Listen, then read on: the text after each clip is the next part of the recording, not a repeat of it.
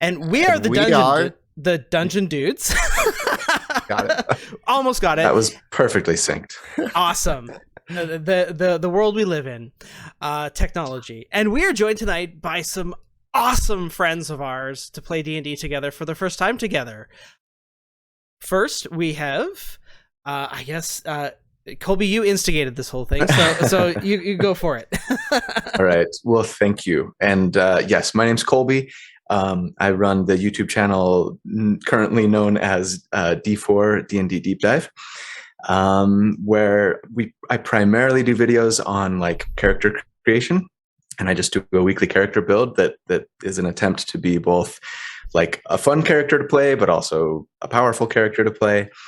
And yeah, been at it for about 1.5 years, and I recently hit 30,000 subscribers. And on the channel, I've been, thank you, I'm like about 1/10 of Kelly and Monty, but every 10,000 subscriber milestone, I've been like trying to do a little, hey, let's all, me and my friends, pick a character that I've created thus far for the channel, and we all play and kind of take them from the lab and see how they work in an actual game kind of thing. So when I hit 30,000, I was like, wouldn't it be cool if I could get, my friend Chris from Treant Monk, who I'd done a collaboration with before, and maybe Kelly and Monty from Dungeon Dudes, and do something that way. And lo and behold, they said yes. And I'm still a little shocked, but I shouldn't be, because you guys are so freaking kind and wonderful and amazing that yeah, I shouldn't be surprised. But anyway, super happy to be here. Thanks for making this happen, Monty and Kelly. And yeah, can't wait to jump in. And we got a little bit of an intro but Chris, take it away. All right. Yeah, hi, I'm Chris. I run a YouTube channel called Treant Monk's Temple. I've always done optimization stuff and game theory stuff. I do some character builds, and a lot of the times I'm just talking about interactions in the rules or strategies, that kind of thing. Or whatever I feel like talking about. So it varies from week to week. Hey, I remember back in the day reading your guides when Wizards of the Coast still had an official D&D forum. Yeah, that's where I got my start. Yeah. I remember those days. So I'm so thrilled to be playing D&D with these two fine gentlemen, and Callie, of course, another equally fine gentleman. Who's not a fine gentleman, apparently. No, I'm not that cool. And this is so for this evening. Our kind of goal with our one shot tonight and next week as well was to showcase some pretty high power builds. So for those of you that have watched some streams with Kelly and I on our Drakenheim series before, where we kind of have a real big ongoing story and all these sorts of things, strap yourselves in, because these two really know what they're talking about when it comes to building characters, and they've done some fun stuff. But not to make sure that we have it all threaded together, I have whipped up a cool scenario for us to play through that will hopefully balance out, show us, for those of you that want to see the power of powerful characters, but for those of you that also want to think about, hopefully, some of the ways that you can challenge powerful characters. We'll see. Swarm. Or have a TPK in round one. That's what I'm anticipating. Something's going to happen tonight, and we'll see. We'll see. We'll see. I would consider it an exercise of trying to get a runaway truck and drive it as fast as you can towards a cliff and stop as close to the edge before driving off. Is kind of like the challenge there. So, Right. So good analogy. We'll see how it goes. But with that, shall we dive in and roll some dice? Yeah, awesome. Yeah, do it. Okay. So, in a very distant land, far away from the worlds of Drakenheim and the Forgotten Realms, an ancient amethyst dragon, Sardalon the Watcher, has lived upon the glittering slopes of Mount Hatheg-Kla since history began. Dwelling far away from mortal lands beyond tundras of hot springs and geothermic vents, the dragon peacefully observed the motions of distant and unknowable cosmos. They instructed the great sage, Baron Zaya the Wise, and contemplated the order of chaos and other such paradoxical impossibilities in conversation with storm giants of Narthos. Recently, however, the dragon has descended into madness.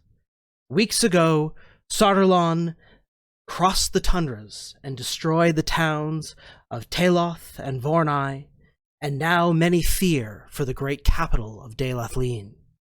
Northern folk claim even the sagacious giants have become belligerent, gibbering blasphemies as they slaughter animals and people who cross their paths. The monarchs of Cydonia have gathered you, the greatest heroes of the land, and you are called to break whatever madness grips Sardalan the Watcher, even if it means slaying the dragon.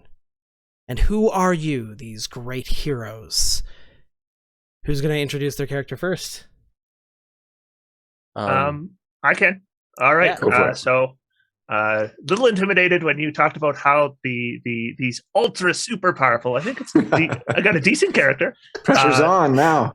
Yeah. So I'm Dennis Hopper, and Of course you are. Harangon Druid at your service. And I am a Shepherd Druid, meaning that I specialize in summoning.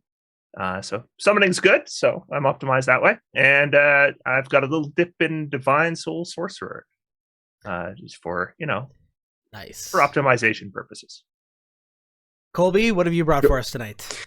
So my character is named Liruline Dorathalon. She's a custom lineage, so I'm calling her kind of a half giant, maybe quarter giant. How about from an area known as the Kadathi Mountains. She's on a quest to prove herself to her clan by slaying the most challenging foe possible so that she can return home triumphant with the trophy and maybe be made clan leader. She is, as is my wont, a ridiculous combination of many things. So Conquest Paladin / Divine Soul Sorcerer / Rune Knight Fighter.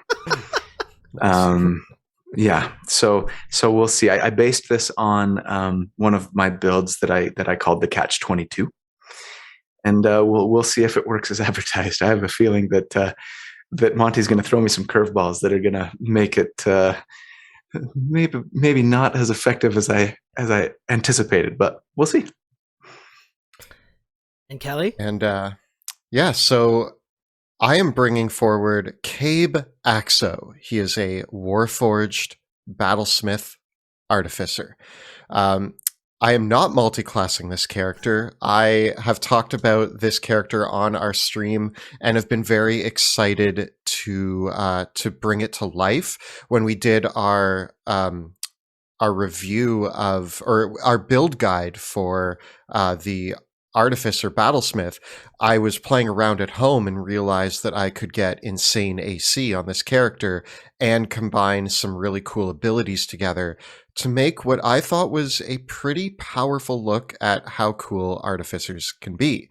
So I'm hoping to advertise Artificers as not only a valid choice, but possibly a broken choice if you know how to use their magic items properly. So I'm bringing forward Cabe Axo. He was designed by Dwarven Architectures, who originally designed him to help in the forges, which is why he himself is an artificer. He was programmed to build things and help them out with building and tinkering, but was repurposed for dragon slaying. And they geared him up with the best armor they could find, the best weapons, and now he has been sent forward to help out with this dragon problem. And so hopefully he can do something with his new teammates. Well, the three of you have been gathered in the great castles of the monarchs of Cydonia, where the mages of the illuminated chamber have agreed to send you as far as close as they can to the northern reaches. For in an ancient for known to the mages of the illuminated chamber is an old barrow outside the town of Taloth, where the dragon struck, that has a teleportation circle. But from there, it will be on you to travel north to Mount Hatheg-Kla, where the dragon's lair is kept. It is only known that the dragon still maintains contact with the old sage, Baron Zaya the Wise, but what has become of the sage, none can say. The giants of course, of Narthos, that dwell in the area as well, normally peaceful and friendly, had become violent, so beware of them as you pass. Before you depart, you have prepared, we've given you all a few magic items. So if you want to, your characters are 13th level. Do you want to share with everyone the items that you brought along with you on your quest? And if there is anything else you would like to do before you will be setting off to the tundras? Yeah, I kept it pretty simple. I like numbers, so for me it was a +2 maul and some adamantine plate armor, as well as I should probably mention, because some people are going to look at my character sheet maybe one day and be like, how come you have a 19 strength and a 20 charisma? That's and a 16 constitution. So Kelly's character was kind enough to loan me one of their infusions. So I do have some gauntlets of ogre power as well. Awesome. Yeah, so I picked up, I wanted some things that weren't numbers. So yeah, so I got some slippers of spider climbing, a wand of fireball, and an elemental gem that contains an air elemental. And popping out from my backpack, you can see the head of a little owl, and he grabs the elemental gem and then ducks back into the backpack. I do not wear armor, so I just have a shield, just a regular shield. So my character, before we go, make sure to spend a first level slot on mage armor, get his armor class up. And but before we go, he figures we should have a nice meal. So he prepares a hero's feast for us to share. Ooh, okay. Oh, wow. Awesome. That's helpful. Yes, So Lynn that will make us all immune to partake heartily to poison, and immune to being frightened, which can be helpful against dragons. Any wisdom saving throw we have will be made with advantage, and each of our maximum hit points increase by 9. Huh? All right. Just under average. All right. All right. So Cabe Axo is going to be bringing with him an amulet of health. As the walking tank he is, a little bit different than Dennis Hopper. He's wearing all the armor. So he has his amulet of health, his cloak of protection, and his immovable rod. But he has also designed some of his own items that he carries with him. He has his enhanced defense plate, his enhanced weapon, a Morning Star, and he also has a repulsion shield. So he's carrying this sort of shimmering, mirrored shield that seems to radiate energy. He also, of course, designed gauntlets of ogre power for his friend, and is walking next to what looks like a robot dog, who he just calls Robot Dog. It's a good name. And that's his trusty companion that he built himself to come with him on this quest to help him out. Oh, I should also mention, lastly, he has a shimmering hammer on his belt that is his spell storing item that is loaded with 8 castings of vortex warp in case he needs to toss people around the battlefield. Nice. So that's what Cave Perfect. is bringing. Yeah. Okay. With all the preparations complete, the mages of the Illuminated Chamber gather you in the halls before the monarchs and incant the teleportation circle spell, opening the portal to the distant the distant barrows of Taloth. The portal shimmers open into, and you see through the other side a dusty and ancient cavern with flakes of snow sweeping through the air. What do you do? Well, looks like maybe we should go in there. ¿Por qué hace tanto frío en las montañas aquí? Why is it so cold all the time here? My mountains are volcanic and they're always warm. Lynn will just walk through. We could walk and talk. I do not feel cold nor warmth, but it seems like it would be cold here to you folk. Very well. And we will assume for these purposes that you are all dressed appropriately for the climate. I'm not gonna throw that's a great way some fur lining on the plate. Yeah. I am wearing metal. As you step through the portal, you immediately feel the chill in the air. Even K-Baxo, the feeling of that cold metal. Like, you know the feeling of cold metal against your skin? Well, you just are that feeling now.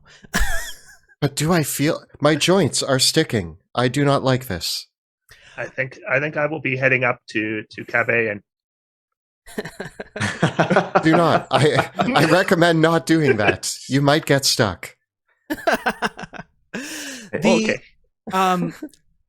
The cavern that you step into has the faint outlines of the teleportation circle as the glow diminishes from them in the center. There are several barrows that lead off to the tombs of the old druids who were all once buried here, and a snow-swept series of steps with just the faintest twilight illuminating down the passage. Despite the change in latitudes, with the change in latitudes, you know that you are now far enough north that you are in a region where 6 months of the year it is always night, and 6 months of the year it is always daytime. This happens to be the 6 months of the year where it is always night. And so as you step out into the night sky, there is...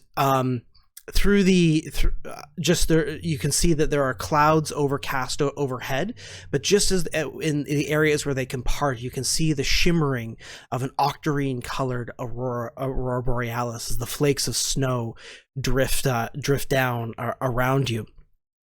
The swirling snow in the air as you come up, you are flanked by 2 large standing stones carved in ancient druidic symbols of warding.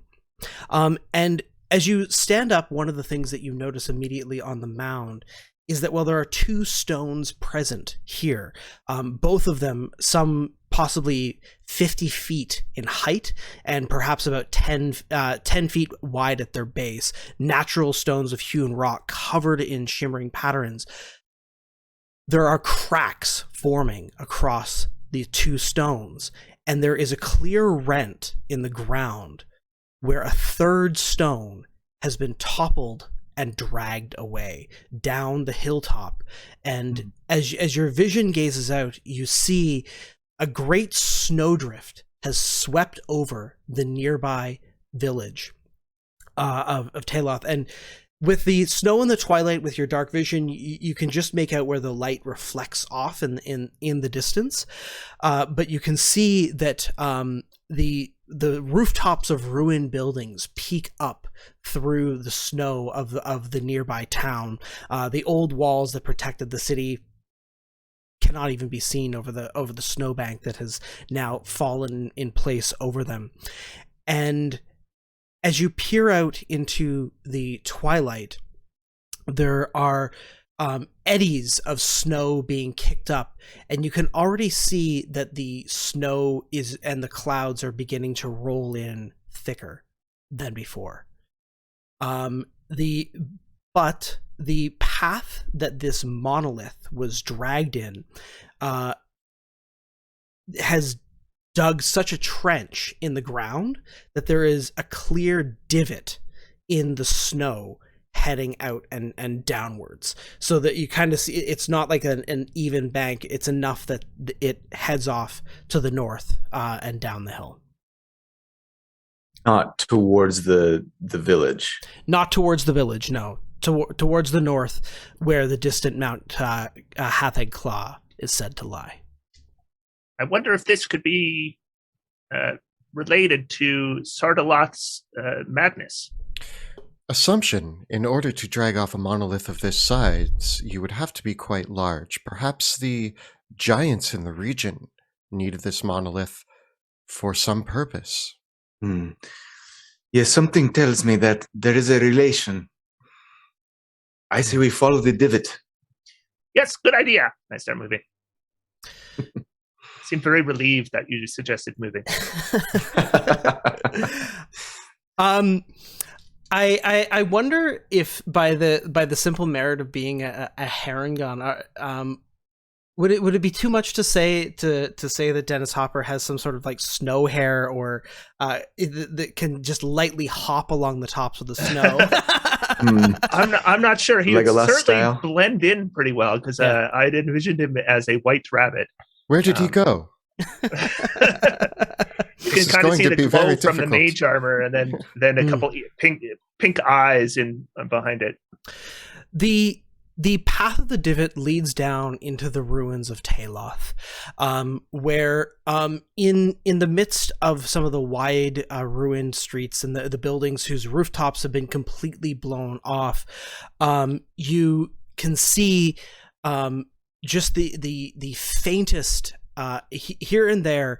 You can catch sight of a hand reaching up in vain through the breaks in the snow. And in the distance, you can hear the sound of crashing rocks and a cry for help and a scream. Someone needs our help! Dennis Hopper starts running. Yeah, I just start running. Trudge Very well. behind. As you We can't keep up with Dennis, but we'll go as fast as we can. Okay. I think you're probably as fast as I am for movement speed. Okay. As the group of you all move forward, I will grab your tokens all together here. And okay. Oh.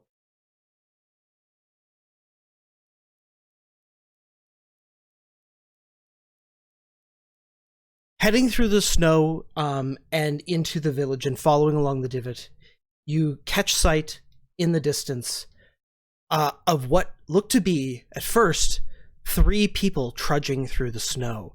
They are clad in snowy furs and have 2 of them have long beards and carry swords with them.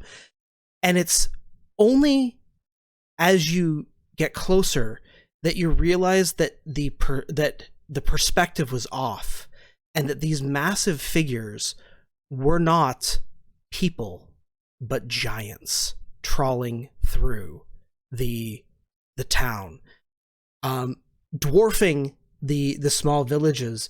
You see the 3 figures with madness in their eyes smashing into the buildings as one hurls a rock, and you see one person clamoring out, and you can see the movement of several other people in the area clamoring out, desperate to escape, as one breaks out from the snow for a moment, just as it looks like one of the giants is going to pick up a piece of masonry and hurl it at the survivor.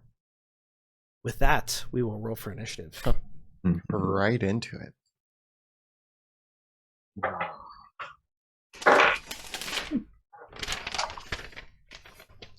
Cool. All right. I just use paper for this. I don't bother with the fancy Roll20 trackers and stuff like that. So, what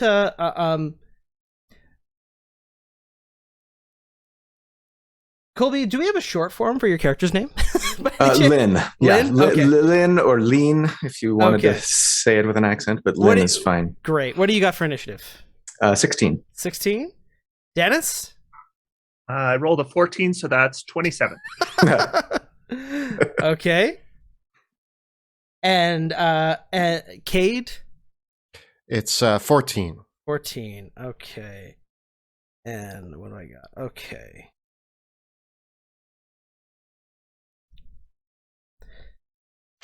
Very well. And as is my custom, if you would each like to move, reflecting the fact that you would have caught sight of this, if you'd each like to move up to your speed right now to reflect a more natural movement before we begin the initiative order, go right for it. Sure. Sounds good. Now, I failed to mention that I was planning on having a like a warhorse with me, but let's get it. But well, I'm actually second guessing myself there. I think I'll probably refrain based on something that I'm going to do, and because it complicates things, and it doesn't actually bring that much to the fight anyway. Well. So very well. So I'll pass. Okay. So you thought of having a warhorse. I thought of having a warhorse in a previous life, perhaps. It was a nice thought. Okay. Yeah. Very, very well. Okay.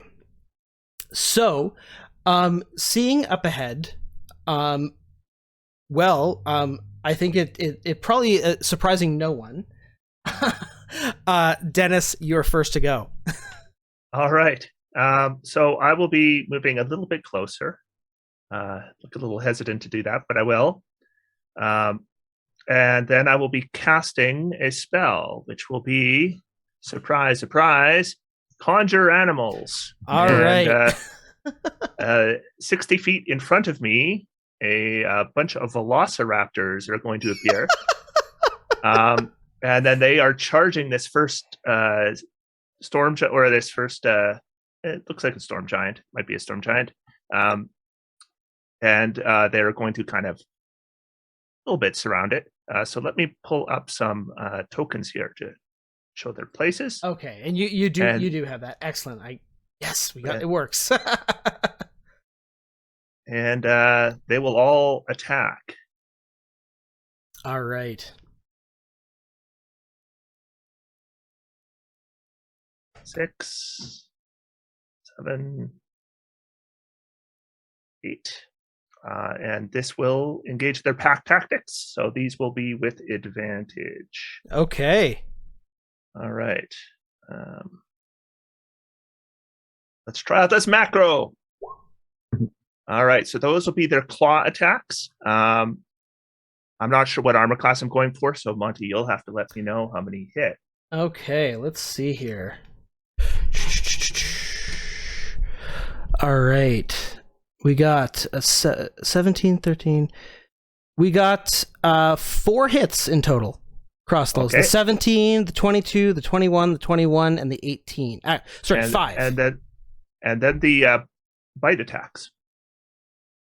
So we got 1. We got the 23, the 16, the 19, the 21, the 18, and the 23 of those all hit. Those all hit. Oh, lovely. All right. So we had 5 claw hits, and we had 8 bite hits. That's a fantastic macro. Total of 56 damage. All right. And then I will continue my movement, by the way, but around, I see there's like a rock here. I'm going to try to duck behind it. Cool. And just for purposes of clarification, because I can already tell people are going to be asking, we are allowing, we did go through an approved list letting Chris pick what he's going to summon with Conjure Animals. And for the purposes of simplicity, we're saying that Conjure Animals is just going to go immediately after Dennis's turn in the initiative order, because I can't be bothered rolling initiative for 8. That's too much work. Okay. Yeah, that was a woohoo moment during that. Okay. That will end my turn. Alrighty. Okay. So, as the mass of tiny velociraptors leap and rip into the legs of this massive storm giant, he growls out at seeing this all coming to all the creatures surrounding him. And he reaches his sword over his head, and there is a crack of thunder and lightning as a lightning strike calls down. And eyeing towards the source of where this spell came from, the crack of lightning thunders down from above, and it's a 10-foot radius. So I think that is going to, with Dennis Hopper, I think that's going to get both you and Lynn in the area of this 10-foot radius as the bolt of lightning comes down on the two of you. So much for hiding behind a rock. Denny, how many times do I have to tell you to stay close to me? I Of protection. I'm looking for dexterity saving throws from both of you. Okay. All right. That's going to be 14? 19. All right. Oh, Lynn, I should be rolling on here. that is a success for you, but Dennis Hopper, I'm afraid that's a failed save. That's 54 lightning damage. Are there any bonuses to our saves from those paladin levels? Well, 54 yeah, is but a lot. he wasn't within 10 feet. Right. Yeah, so what I will be doing is I'll be hoping the gods favor me. And let's add 6 to that roll and make it a 20. Okay. That is a success, but it's still half as much on a success on a failed save. And then a quick reaction is cast, and I will absorb elements. All right. I think I'm going to do the same actually. Yeah. I'll reaction absorb elements there, and so it was 27 And halved, then right? So 13. And then I will make a concentration save.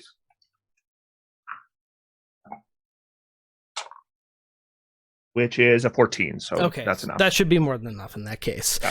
Wow. All right.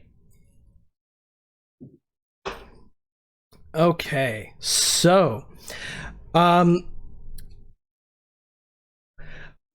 the second giant, because I got more than one. Okay, there we go. So that's our first giant. He is well surrounded by those other little guys. And so he'll hold his position there. But the second giant, however, is going to come forward, moving up to here. And seeing the group of you ahead, he is going to drop his lightning strike, once also holding his sword above his head, dropping the strike of lightning soundly down upon Lynn. So, Cabe and Lynn, I do need another dex save from both of you. Okay. As well as the Steel Defender. Okay.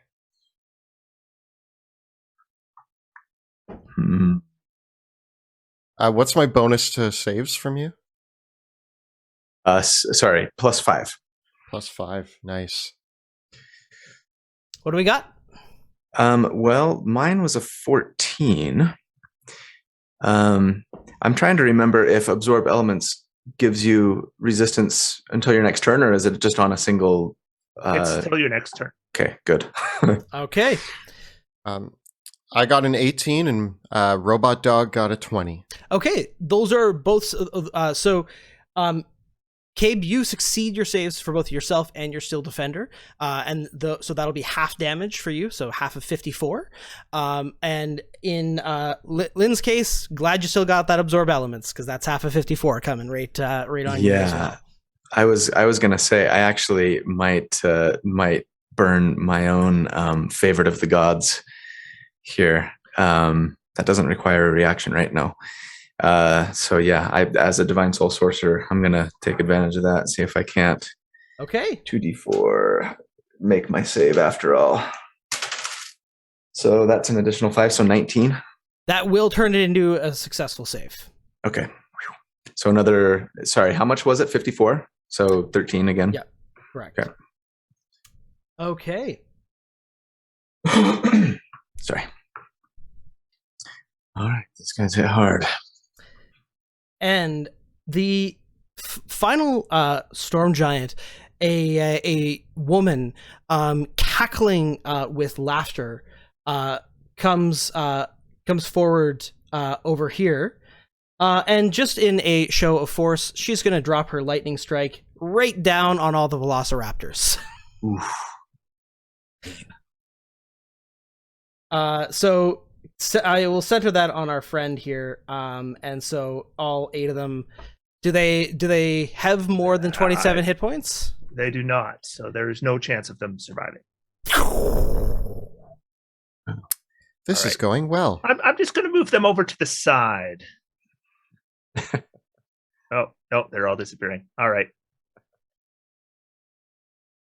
Because, yeah. This woman is crazy. She's hurting her own friends. Doesn't seem like her ally took any damage from the lightning strike. As the lightning almost crashes into the other storm giant like a lightning rod, and the energy is absorbed. Lynn, it is your turn. Okay. Well, Lynn's going to look around and say, you know what they say, fight giant with giant. So as a bonus action, I'm going to use my giant's might. One instance of my giant's might, I should say, which lets me grow to large size. All right. I think we can just grab your token there and expand it, right? Boom. There we go. And then, we are a little too far away for me to close that gap. So I'm going to move up. Let's see. Got to make sure I can see the lines on the grid. 5, 10, 15, 20, 25, 30. That right? And then I guess just with my action, I'm simply going to, I want to save these. I'm going to, let's see, what's the range on, okay, I'm going to Toll the Dead on the giant on the right that got hit by the velociraptors. All right, and I'm looking for a wisdom saving throw, correct? Yep, DC of 18. Okay. I get a 21. What? Okay. Well, I don't have anything that lets me do half damage on cantrips, so the bell sounds, but it's more of a whimper. It's lost in the gale of the wind. All right. I hear gentle music. It's pleasing. And finally, let's go to our good friend, Cave Axo. What are you going to do? Question for you, Lynn. Are you charging at these giants with a ferocity that makes it appear like you would like to get into combat with them? Yes. Cool. Ideally. Good to know. So Cabe is going to run 30 feet forward. His robot dog coming along beside him. And I clutch the hammer on the side of my belt.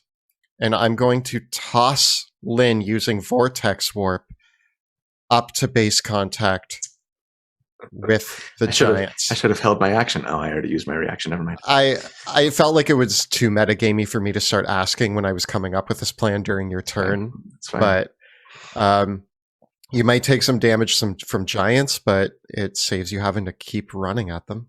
Yeah.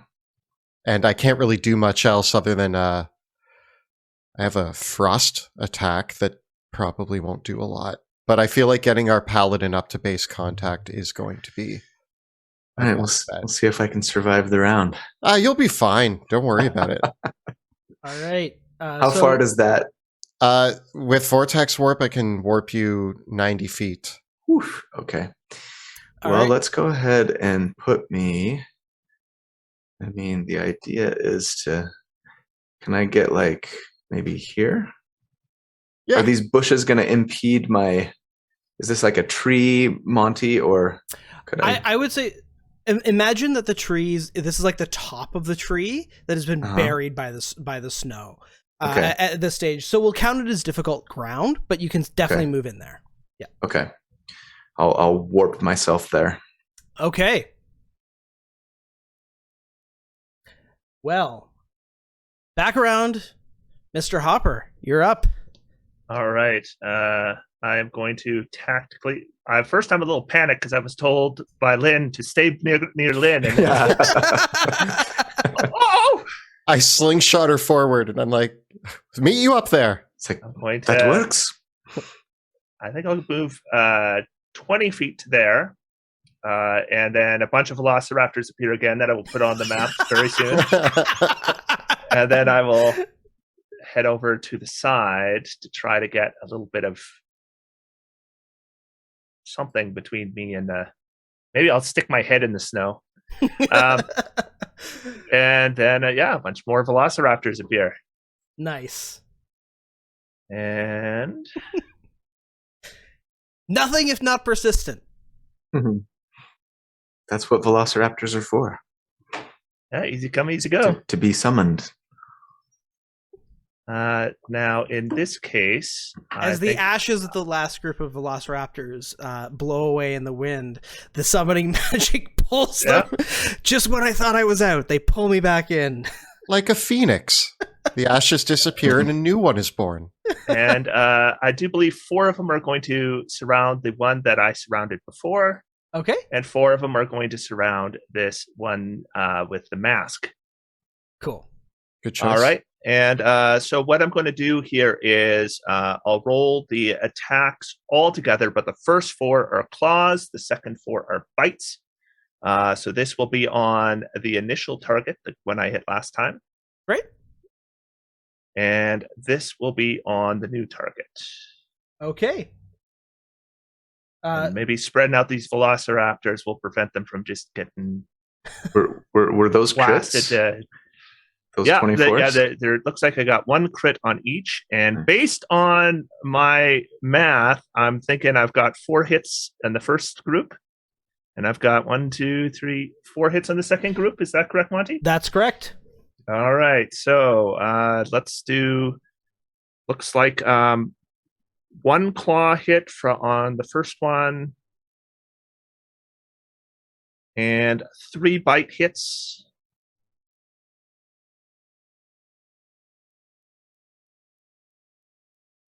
And 1 critical.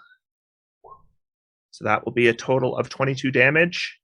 Awesome. And on the second one, we got 2 claw hits. And 2 bite hits with 1 critical. That's my bite. There it is. So that'll be 20 points of damage to the other one. Alrighty, 20 and 22. Well, as they appear in the air to lurch out and savagely rip into the flesh of the giants with their critical hits, as the others, in a flurry of claws and bites, tear away at the giants' limbs. The giants, though, shudder and cry out in enraged madness, and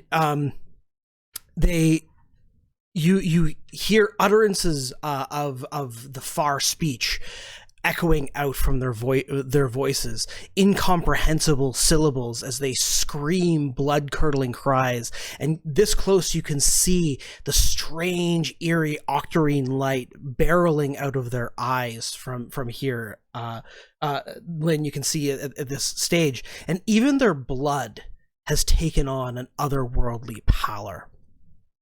I'm gonna have each of you roll me a d6 to find out how many of my giants recharge their lightning strikes. No, a 2. Roll. 4. 5. All right, I get 1 lightning strike back. Mhm. Callie. Sorry. It's all right. All right. Nuts. Okay. Well, in this case, the giants giants surrounded as they are, the nearest giant to Yulin, seeing a worthy and large challenger coming towards him, is going to take his greatsword into his two hands and bring the blade down upon you with a pair of strikes. You're fine, don't worry. If you get really hurt, I'm going to feel really bad for slingshotting you up there. And that's going to be... Don't hit hard, don't worry about it. And that's going to be a 29 and a 22 to hit. Yeah, I'm going to burn a shield spell so that only the 29 hits. All right. The blade crashes down into you for 30 points of slashing damage. Okay. The furthest one, she takes out her large blade that is more of a glaive than anything else, and mechanically they're just going to be the same, and she's just going to swat away two of the velociraptors, getting a 28 and a 20 to hit the velociraptors, each hit for 30 damage. Two raptors die. All right, she will take out the ones closest to the others here.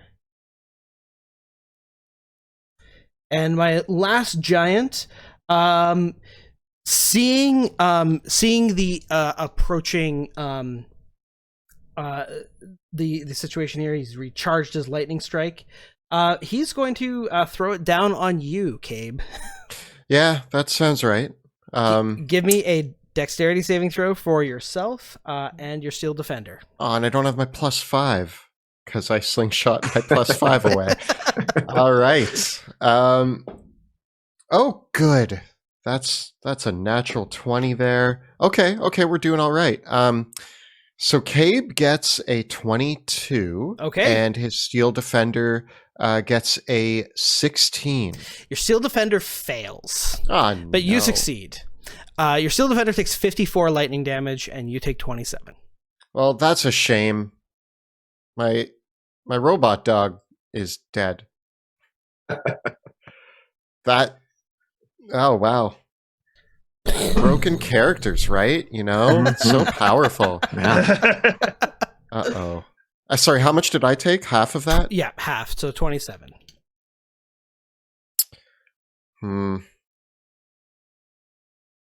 If my steel defender is dead, can I cast mending on it?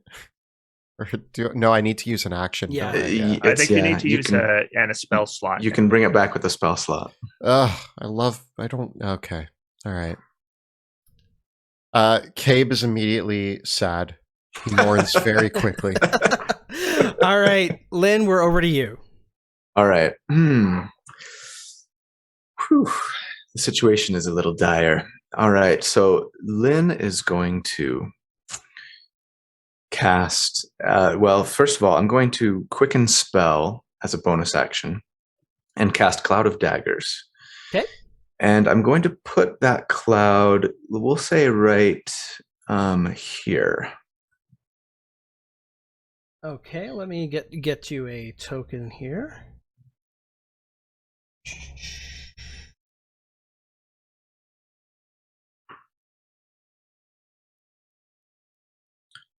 Mark off one of my spell slots. Oh, sorry. And I'm going to, by the way, upcast it. Yes, I'm going to cast that at the...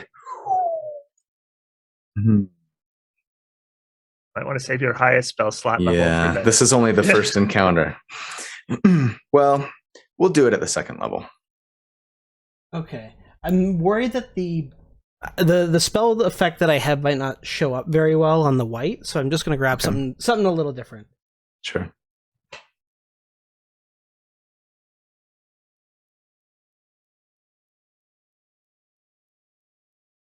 Yeah, we'll just use that. That's where you wanted it, yeah?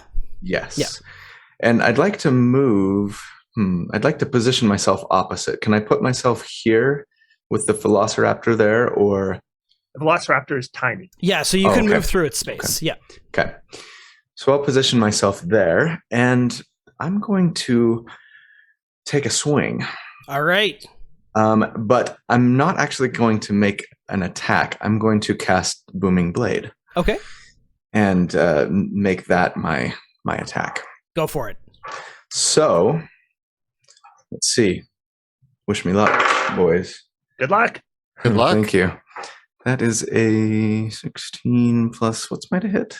16 is so what that's you needed. It's a 27 to hit. That is a hit. Okay. So because I have the Crusher feat, and the creature in front of me is no more than one size larger than myself, right? Because they're huge.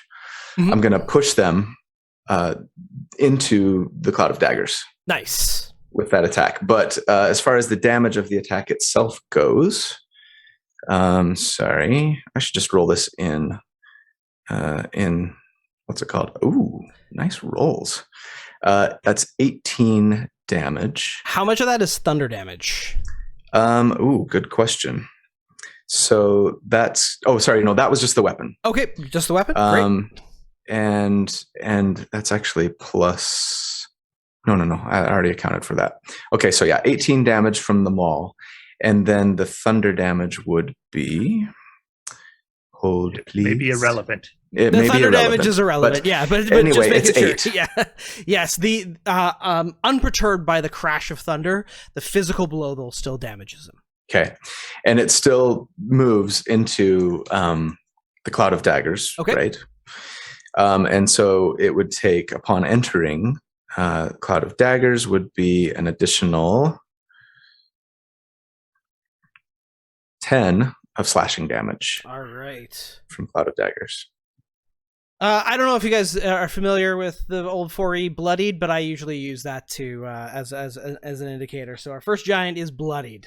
And you can not allow this if you want, and especially since you just told me that they were bloodied. My intent was to smite as well. I didn't say that, so if we want to say totally sorry. No worries. Okay. No worries. I'm going to blow I'm just going to do, I'm actually going to do a second level smite. Okay. So giving me ED8. A 13, plus 1 is 14. 14 more damage. Nice. Alrighty. There we are. Anything else from Lynn? No, I think I need to save whatever other resources I have to try and survive one more round. All right. Cabe, we're over to you. Oh boy. They're still so far away. I'm going to run my 30 feet towards them. And Cabe, a little sort of opening appears on his chest, and he fires a syringe out, which launches out towards Lynn and into her neck and injects her with haste. It's what is it? It's like a booster. Get your boosters. Get your boosters. Yeah, I love it. So you get hit in the neck with a syringe, and suddenly you feel invigorated with supernatural speed, and you also gain. Be careful, plus, that's addictive. It is. Everybody likes a little bit of haste, right? Subtext. +2 to your AC, advantage on dexterity saving throws, and you get an additional action each turn. Yes, that can be used for one weapon attack only if I decide to take the attack action, right? Yeah, Lynn is I actually ow! don't think you need to take the attack action to get the extra attack from haste. Yeah, it just says it gains an additional action on each of its turns that can be used to take the attack, dash, disengage, hide, or use an object action. So you could Booming Blade and still get an extra attack in. Right. And you can smite on that attack if you want. Yeah. So there you go. Yeah, Lynn's like, ow! Oh, I feel wonderful. All right. Well, anything else, Gabe? That is it. All right. Dennis, we're over to you. All right. Dennis is going to move into this top of this tree and try to hide as his action within the tree. And I will make that check. All right, go for it. 16 on that. Okay. Where did the And rabbit go? the velociraptors they sense blood, so they're gonna head down here. They can attack this, or they can all attack the same one. Okay. So there's 5 and 5. So these will be claws, and these will be bites. Ooh, Oh, some good rolls. that's There we 3 go. crits. 2, 3, 4. It looks like all 5 of the claws hit. Yep. And 2 of the bites. Yep, that's correct. So claws and bites. So 34 damage. Nice. Okay.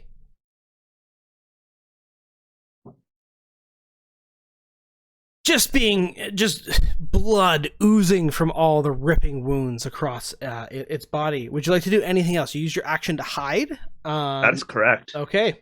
Oh, speaking of bloodied, does Lynn look bloodied? How much metagaming do we allow at this table? You guys are fine to communicate your hit points. I look about half bloodied, half health, Halfway? maybe roughly. Yeah. All right. I'm not going to consider that a critical emergency yet. All right. Okay. Well, coming on to our storm giants. Why don't you help me check for recharges, boys? No.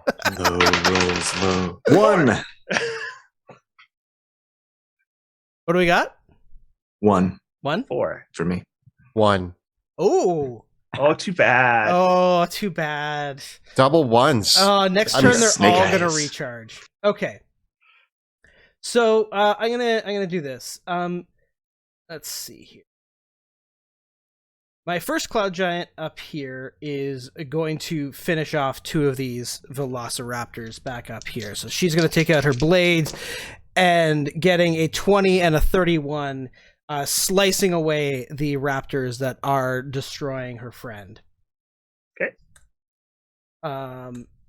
The other here, he's going to break away and he's going to charge Cabe. Oh no! He will provoke an attack of opportunity. Yeah, from one. the velociraptor snaps him at him. I think it's just one will reach. I don't think the other one is close enough. Yeah. All right, so nope. Alrighty, and that was a damage roll. I'm sorry. Let's do it this way instead. There, 16. Oh, that is it is a hit. All right. Oh, so well. 4 damage from the damage. 4 damage. Okay. Yeah. Oh, a little bit of damage on the board. He took some hits before. So Cabe, I hope you like a 28 and a 26 to hit. I cast shield, and none of them hit. Just this giant sword comes down, and just with the energy of the shield. Yeah, I hold up my shimmering shield, and it like extends to cover all of me, and the blade just bounces off. And Cabe doesn't seem too perturbed by any of that. Our other storm giant here, he still got you in his reach, Lynn. Now, does he take damage at the start of his turn for starting Yes. in the Cloud of Daggers? Okay. Yes, so Okay. Let me roll that. It is... Come on, good rolls. Oh my goodness, that was a lot of 1s. 6 damage. Hey, Every bit counts. Every bit counts. But you're going to take two greatsword hits as well. For a 24 and a 29. All right, I'm going to, as a reaction, let's see here. Remember I'm your gonna have to +2 choose. for haste. Yes. I don't know if it helps, but It wouldn't, unfortunately. So here's what I'm going to do. I'm going to, again, fighting giant with giant. I'm going to burn my cloud giant rune. Okay. My cloud rune, which is going to make the roll of 29 target the giantess behind him instead. Oh, okay. Nice As a reaction. play. Nice play. but I'm gonna eat that 24. Okay, that'll be 30 damage. Okay. Okay. Well, that's the onslaught of the storm giants. Lynn, we're over to you. Okay. All right. So Lynn is going to step up here so she can have reach. And she's just going to make some weapon attacks. She's going to, now I get 3 of them. Yes? Yep. Okay. So first attack is going to be a 24 to hit. It connects. Yep. Yeah. I think we're pretty clear they're AC 16. So. Right. I'm just stalling while I try and remember what my damage is. That's going to be 15 damage. Okay. None of that. That's just weapon damage. Magical maul +2 weapon damage. Okay. Second attack is a crit.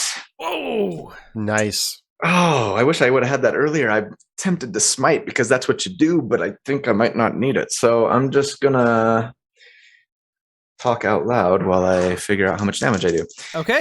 Okay, so that is 10 plus... Ooh, good rolls. 1 plus 6, 27 damage.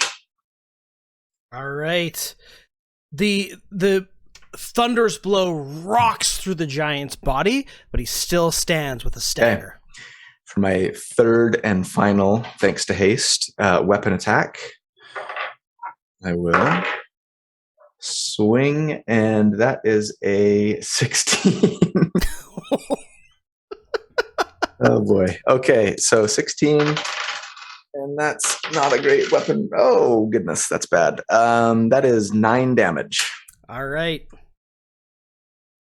Anything else? I mean, I feel dirty for saying it, but can I smite on that third hit? Go for it. All right, I'll smite then. I'm just going to do a first level smite. So that's 2d8. And that is 13 more damage. All right. Still alive? The giant These things are stands beefcakes. barely. All right. Guess I should have smote on my crit after all. Coulda, shoulda, woulda. Overconfident. Yeah. Yeah. As the giant stands staggering, Cabe, what will you do? Cabe is going to... You know what? Yeah. Cabe is going to... As his shield goes up and he blocks those attacks from the giant, he blinks out and he's going to Misty Step. And before you continue, Yeah. and Monty, I'm throwing myself at your mercy here. I've completely forgotten, and this is the peril of starting with a level 13 character that you've never played before, right? Yeah. You forget all of the things that you can do. I've not been adding the extra d6 of damage once per turn from Giant's Might. I'm just, if you will allow it, I'll roll it. If not, that's totally fine, and we'll just move on, and I'll chalk it up to experience. That could change my turn. Roll it. Roll me a d6. All right. It might not even matter, but 4. All right. Does he die? He does. All right. Son of a... If I remembered last time, maybe it would have mattered, but whatever. Gabe, what are you going to do? Actually, thank you for pausing me for a second. I'm actually changing my mind. With the raptors there, with you there, I'm pretty sure that giant I don't think it's going to make it. Yeah, it's taken care of. So I'm going to start working. Usually I like to focus fire, but I'm going to start working on the next guy. So I'm just going to come in here, and I miss my little robot defender. But that's okay. We're gonna hit this guy with my Morning Star. So I'm gonna just start laying into him with a few attacks. Okay. So first attack, I get a Yeah, 29 to hit. I know that hits. So let's do 9 damage, but hold on. Also level 13 character trying to learn my abilities. I'm going to use Arcane Jolt to add an additional 2d6. So that's All right. 9. It's going to be 17 damage. Okay. And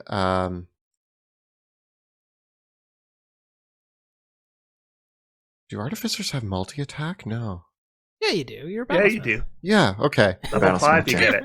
Remembering I'm- characters. I'm like going through my features and traits right now. Like, where does it say? Okay, cool. Then yeah, Artificers don't, battlesmiths do. battlesmiths do. Mhm. Cool. I'm gonna attack again. Getting a no. Wait. Yeah. Okay. Never mind. I have a great plus to hit. I keep forgetting that. So that's gonna be 16 to hit Also a hit. for another 13 damage. Nice. Smashing into the kneecaps of the giant, it cries out in pain, but soldiers on. And that's my turn. All right, back up to Dennis Hopper hiding in the bushes. Yeah, he There's pokes some out, sort of joke there about a rabbit hiding in the bushes. I don't know what it is, but A rabbit in the bush is worth more than 2 in the no. he sticks. Yeah, when an ear pops out, 2 ears pop out. He looks out, sees that there is. He thought he had saw a cave move away from that giant. He's very relieved that it was just a trick of the eye. Would have left you open, yeah. So he pulls out his wand, and a stream or a little bead of fire heads up into the sky, well above the heads of the giants up by Lynn, and it explodes, and just right above Lynn's head, there's like intense heat as a 3rd level fireball From your wand. from my wand. all Nice. right, I got 2 Oh, and saves. you're casting it Awful up so it damage. hits the giants. Yeah, because they're tough. I love that. Well, the 18. top giant gets a natural 20 on their saving throw, but the other gets a 12. Ooh. So Can we reverse that? Because we know that the bottom one only has 2 hit points. I am going to hold on. I think I can do this. I'm going to use silvery barbs Oh, incurring the wrath of the angry mob. on the giant that rolled a 20. Colby, we got to do it. well, I get a 14. What's the did I do DC it? On the on the fireball? wand? I As believe a it's- DC? Yeah, I believe 15. it's just mine. Yeah, so that is a DC failure. 15. Okay. Silvery barbs did it. Woo! All right. Overpowered. Ban it. I'm kidding. Banhammer. Okay. I'm kidding. Fireball damage That is... Silvery Barb spell used a reaction and did 9 hit points damage. All right. Well, every little bit helps. It all right. helps. All right, but and the fireball explodes in midair, shearing off the storm giant's beard and part of its jaw, and it's the top part of its body burned, and the rest of it collapses to the ground. Nice. Slain. and these Velociraptors, then looking very excited, start swarming this one up here. Okay. And claws are first, bites are second. Looks like 2 claws and 2 bites, 1 crit. So, 2 claws, 2 bites, and a crit. So another 27 damage. Nice.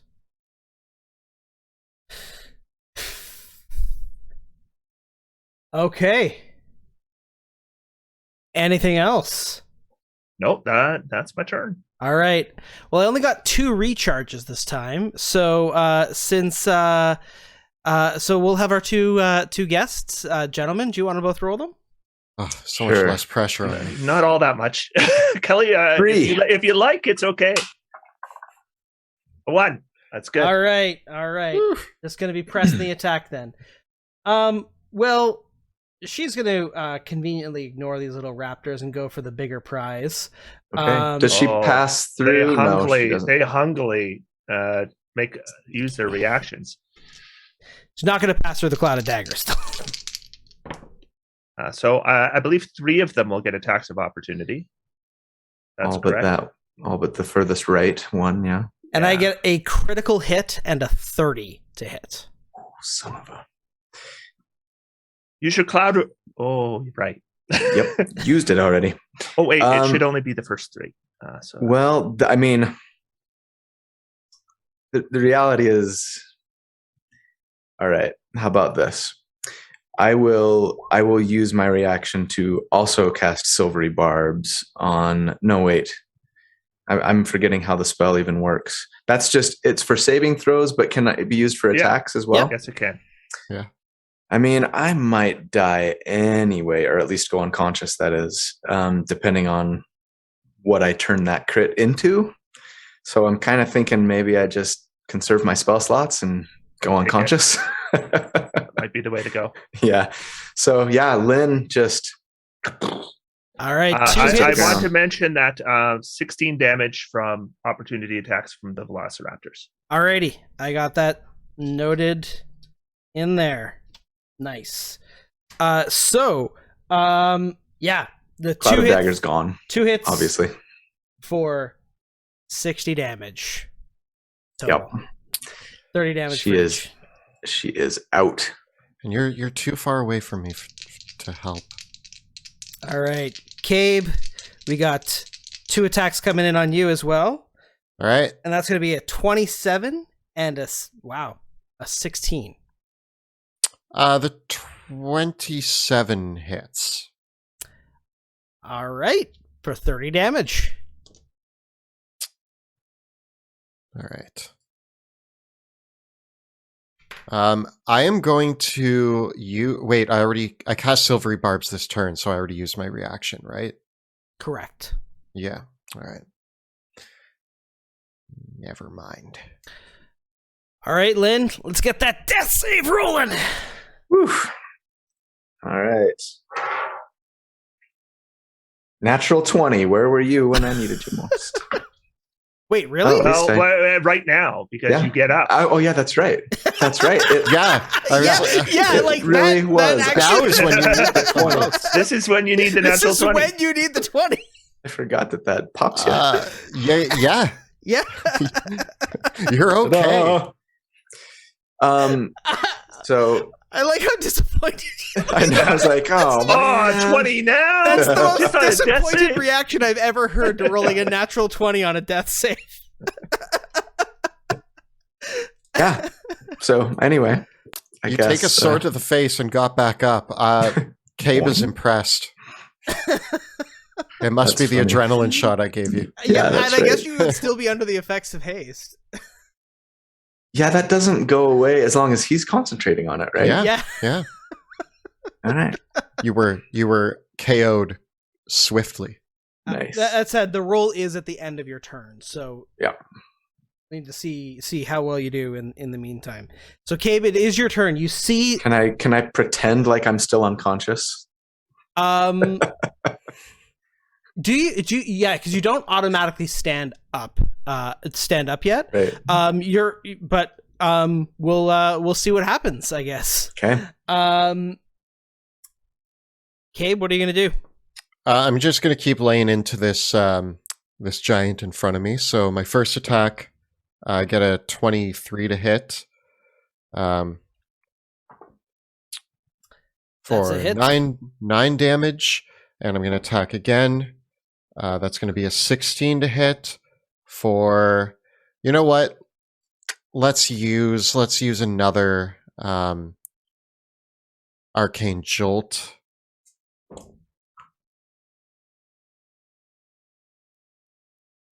For 19 damage. Nice.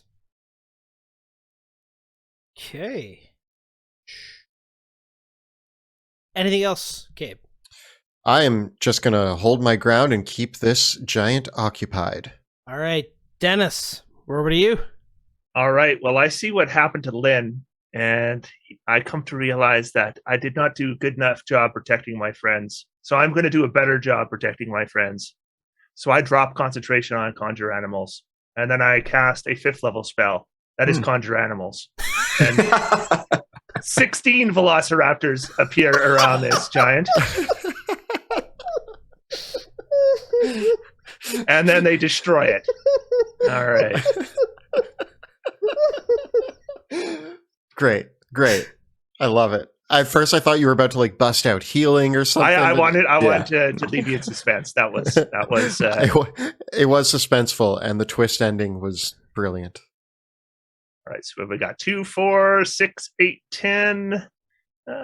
They can share space. I think you can actually get 16 around. You can definitely get 16 around a huge creature. Doesn't really matter. 15, 16. All right, so this is going to hurt. Not me. All right. So here's 8 bites. Here's 8 more bites. Here's 8 claws. And here's 8 more claws. 1, 2, 3, 4, 5, 6, 7, 8, 9, 10, 11, 12 hits with claws. So there's 8 plus 4 more. And then 1, 2, 3, 4, 5, 6, 7, 8, 9, 10, 11, 11 hits with bites.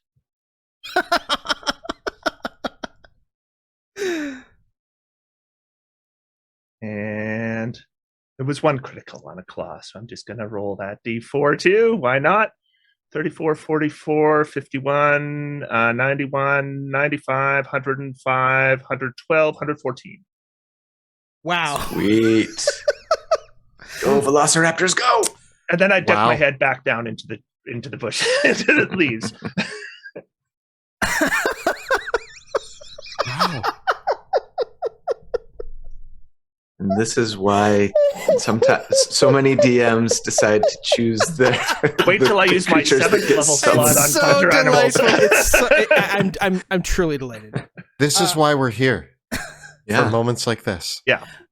All right. And I will say, if I had used the 7th level slot, it would be twice as many as there are now. 32. I love it. I'm here hitting my giant with like a stick, and I just look over and see the other giant just like with a wave of Velociraptors. Yeah. Zerglings. Yeah. They're just like, Yeah. I just look down at my stick. Okay, No, but the giant is still alive. I'm guessing that. less happy. Significantly less happy. This would be, honestly, I think this would be pretty terrifying. To just be... Now I should say I haven't ended their turn yet. So after they complete that, one of them provokes an attack of opportunity. Moving over here. All right. Oh.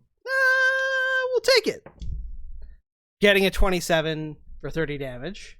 Okay, and so it dies, and then the other half of them are also going to head down there, not provoking attacks of opportunity, but splitting them up effectively enough so that.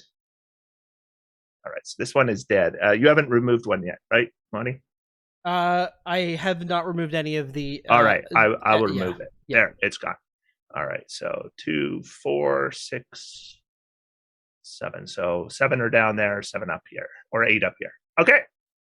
Just in case they're lightning striking. Well, let's find out if they are. Kelly and Colby, roll me a d6, please. Come on, baby. 3. 5. No. All right. All right. Well, we got 2 left. So, Trianmuk, why don't you roll me a d6 on a 1 to 3? It's the woman who recharged. On a 4 or 5 or 6 is the other one. It is the other one. Okay. No. Sorry. Well, he's going to drop a lightning strike on himself. So he holds his sword over his head, and the lightning just comes down, flowing around his body, and shocking away all the velociraptors. And Cabe, I need a save from you. All right. Ooh, 21. You succeed, so that's 27 lightning damage. I'm still concentrating on Haste. haste. I need a concentration check for that. That's going to be 22. Good enough. Now, up over here, we got a giant that just got horrifically mauled by velociraptors, and definitely does not have the presence of mind to notice that Lynn is still alive on the ground. I think that was more effective than a cure wounds. Absolutely. Especially since I regained consciousness. Yeah. So our storm giant friend here is and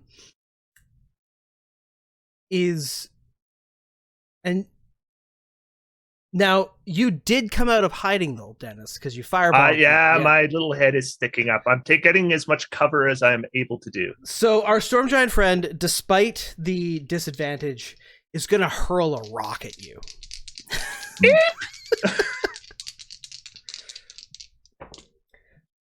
Getting a 22 to hit with the disadvantage. All right. And I cast a shield spell, and it is deflected. Wow. Everybody's packing shields. Everyone's got shields. If you didn't pack shield, you're not allowed to be called an optimized character. All right. With that is the storm giant's turn. Lynn, we're over to you. All right. So I was double checking this, and somebody correct me if I'm wrong, but it doesn't look like Giant's Might actually goes away if you're correct. Lose consciousness. So I'm still large and benefiting from Giant's Might, which is great. So yeah, she just stands up with a roar, like, "Is that all you've got?" And is going to take some swings. I'm still hasted as well. Yeah. So let's see. That's going to be a no, never mind. I'm going to save that. That's a 16 to hit, and a 20 to hit, and a 18 to hit. We'll keep the hit rolls, assuming that you're going to continue the attacking, but please resolve the damage roll separately. I'll let you just to see. Yeah. Okay. So first, my goodness, that was nice. And I'm adding the Giant's Might damage this time, remembering. So that's 21 damage on the first attack. Yep. Second attack is, come on. Oh, not nearly as good. 14 damage. And you spring to your feet with 2 swipes of your blade. The giant is felled. Nice. So she goes falling down with all these velociraptors clinging to her. They're like, ang, ang, ang, ang, ang. I'm like, bien hecho, hijitos, vámonos. And she's going to then use her movement to run down here with my 1 hit point and make that third attack, whatever that third attack roll was. It was definitely a hit. And I think it was an 18. Yeah. And this one is for, that's just plus 16 damage. All right. That leaves our last giant well bloodied as well. Cabe, what do you got? Cabe is going to skirt around the giant so that he is next to large Lynn. And I am... That's my new nickname, Large Lynn. It makes me think of Big Linda from... That's what all the boys used to call me when they wanted to tease me back home. I'm sorry. I did not mean it as an offense. You are just very large right now. And I'm going to grab your ankle. I don't know how big you are. I think I'm imagining you're way bigger than you actually are. But I grab your ankle and I'm going to cast Cure Wounds on you. Nice. I don't want you dying right now with 1 hit point. Might So, happen anyway, the way these guys are hitting. well, fair enough. I mean, this isn't going to be that much, but it might. It might save you. Actually, you know what? Hold on. Can I upcast this? Yeah, that's probably worth it. Let's do a second level spell. Let's make it 2d8.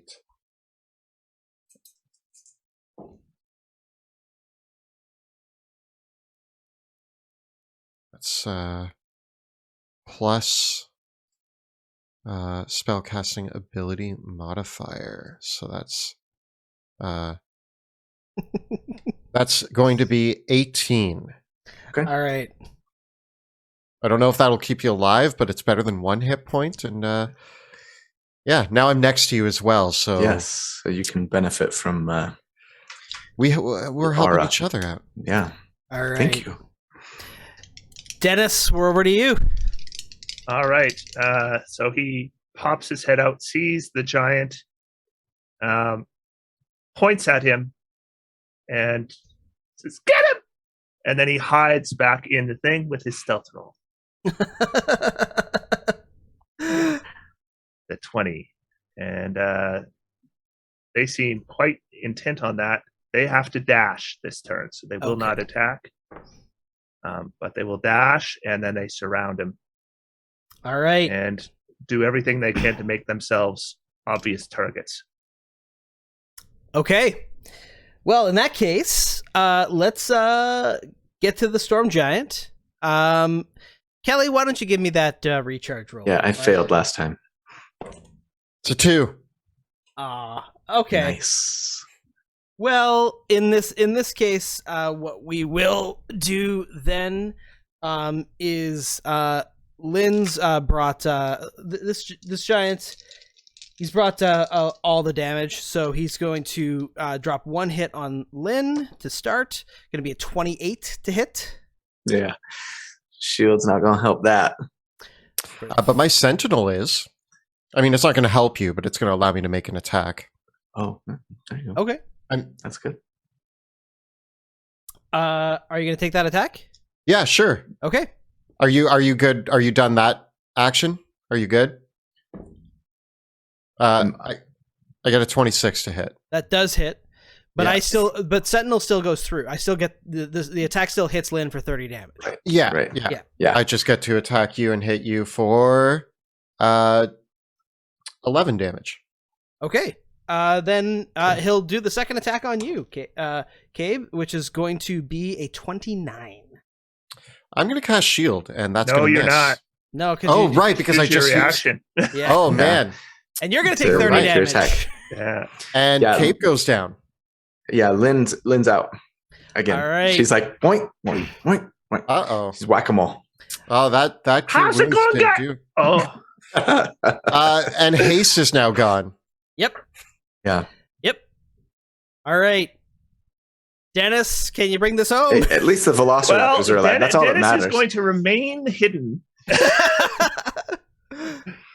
And the velociraptors are going to chew this thing bad. All right, here we go.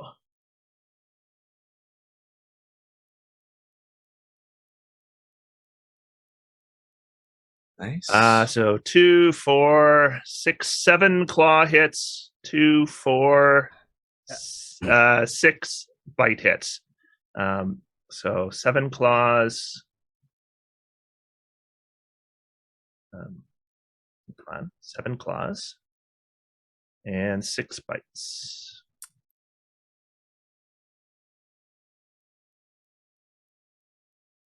Uh, 57 damage. Oof. Alrighty. Not looking too good, but Oh, he's still up. he's still Alrighty. up. Yep. And one more thing happens before his turn. Okay. Is an owl peeps out of the back of my backpack. Okay. Grabs one berry in each claw, and it flies Oh. over to Lynn's mouth and sticks one of its talons in Lynn's mouth with a good berry. All right. Sure. Sounds good to me. Okay. All right. The storm giant. Well, in this case, the storm giant. Chris, let's get you to roll the recharge. Okay. Thanks. Oh no. Oh no. Oh All no. right. Just got a hit point. Don't worry, the Velociraptors will. And your stealth roll was a 20? It was a 20. Okay. You're lucky. These guys have passive perception 19. So in this case, our friendly storm giant is going to blow away all the Velociraptors, which is also going to do two shocks on Cave and Lynn. So that's going to be a that'll knock you down again, Lynn, I'm afraid. And Cabe, that will be a death saving throw failure. Sweet. Love it. We're doing great. My AC has proven. You'd think. Artificers are a little overpowered. All right. So Lynn and Cabe, death saves from both of you. Yeah. Come on, I want another 20. I got an 8. 11. All right. So Cabe, you got 2 death save failures total. Yep.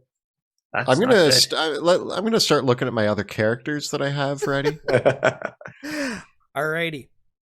But we do come back to Dennis. Yeah.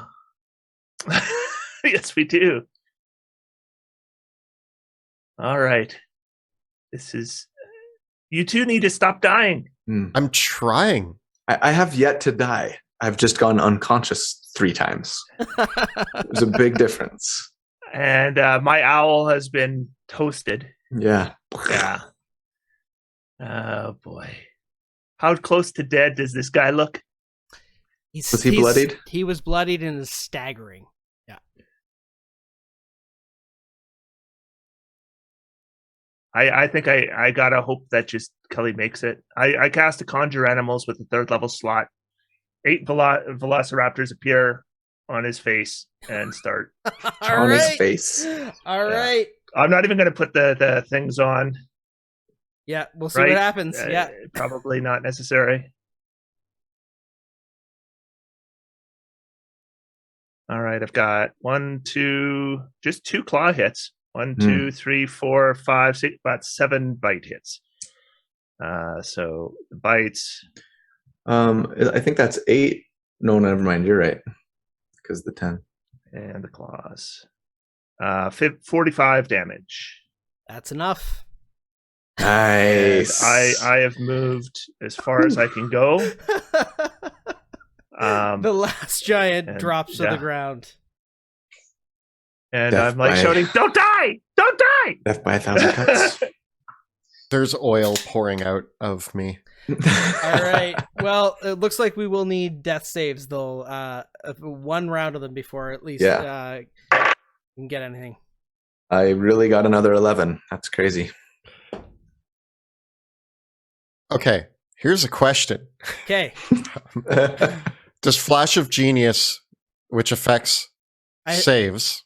I think you got to be conscious to use it, though. Doesn't specify that. When you or another creature you can, I guess, can I see me? Wait, I'm aware of myself. Okay, I've made my argument. When you or another creature you can see within 30 feet of you makes an ability check or saving throw, you can use your reaction to add 4 to the roll. I have rolled a 7. Okay. So the +4 would turn it into an 11. Normally, you can't take reactions when you're unconscious. Yeah. Then our robot dies. So I walk up to the robot and I go, "Don't die!" Oh, you died. And my eyes are now X's. And I cast Revivify. Thank goodness somebody I have used came all my prepared. 3rd level slots, so I have to use a 4th level slot on Revivify. But you come back with a hit point. I thank you. And I'm stuffing a good berry in Lynn's mouth. Oh man, oh man. He's up. Well, You guys really got hurt. with that. Yes, well, not all of us are able to hide in bushes. I am made of I'm armor, very small. and it did nothing. With that, I think we will take our break right there. Right. We'll see you all in Cool. 15 minutes.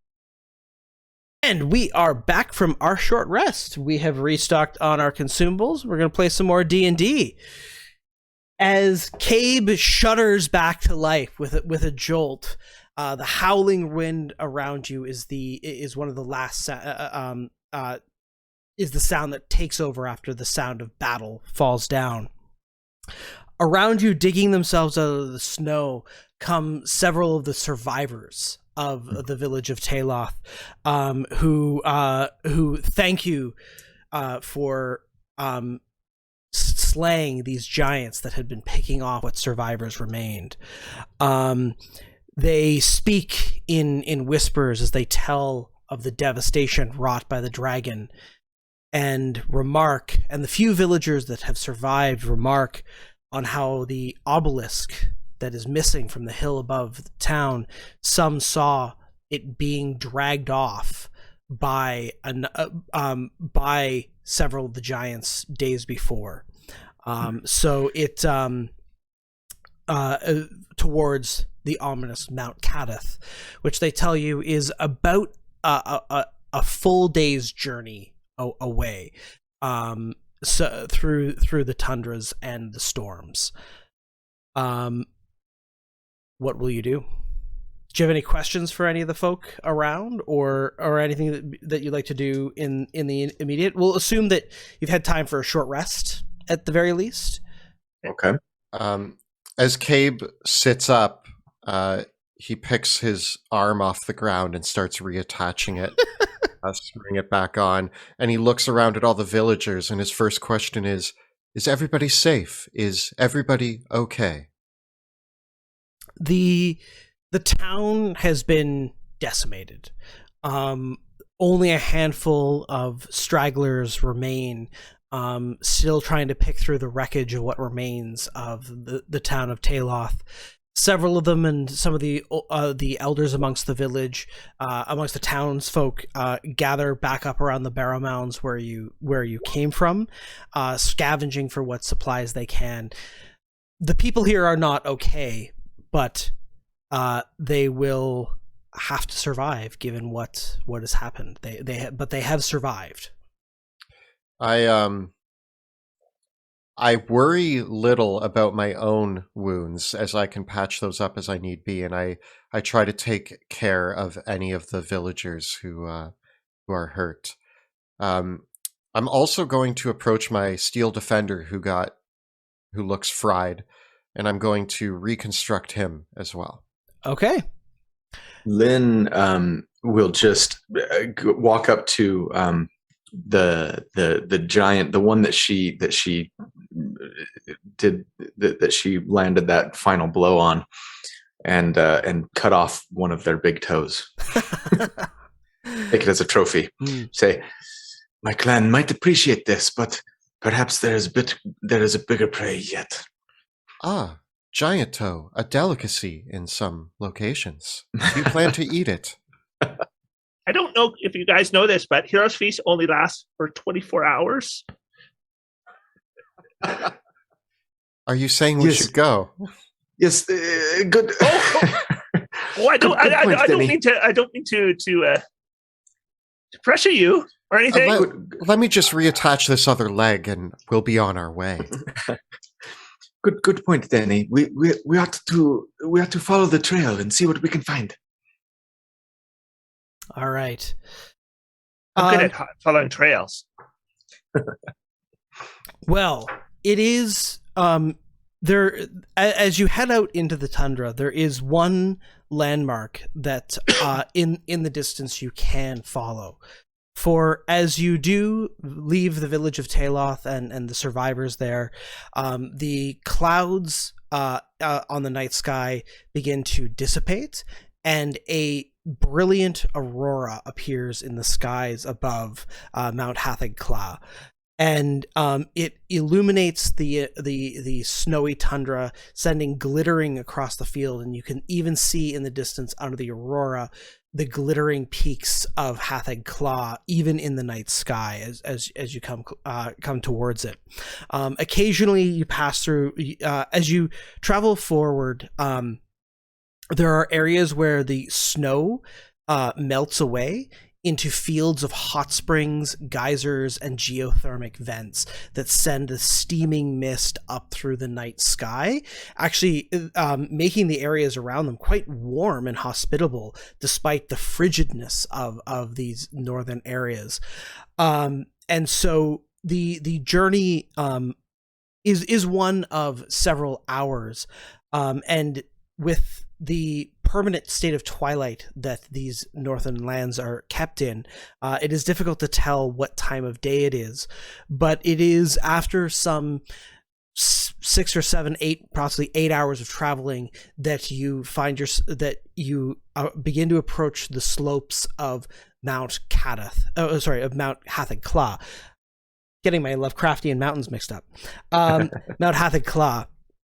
Here, the glacier-like peaks around the sort of the foothills of the mountain where the dragon's lair is said to lie are all manner of hot springs in luscious tiers of water. So what you'll see are like these tiers of pools forming up in rock formations that are in a strange hexagonal shape with pillars of basalt and crystal. That the stone themselves between the pools of water is this strange sort of like hexagonal pillars, almost as if it was built, but it's a natural formation of the geothermal rock in this in this area. And so from here, there are sort of these paths of these geothermic rock formations that lead between pools of hot water. With this much travel, having traveled through the day, as you are on the slopes of the mountain, if you did want to take a long rest, this would be your opportunity to do it. Well, that seems like an invitation to me. I will take a long I would rest. love to take a long rest. I'm good to still go, but if you guys want to take a long rest, I'm okay with it. I mean, I have exhausted much, and I'm exhausted. I guess maybe when we get back, we should ask those mages why they didn't just teleport us here. Well, perhaps they knew about the giants and they wanted us to kill them as well. This village is probably important. The short answer is that they teleported you to the teleportation circle. All right. Maybe they should be better mages and learn to teleport us places that don't have circles. Well, the folk in this world that could cast the teleport spell would be mighty indeed. Let me ask a question. I'm sorry.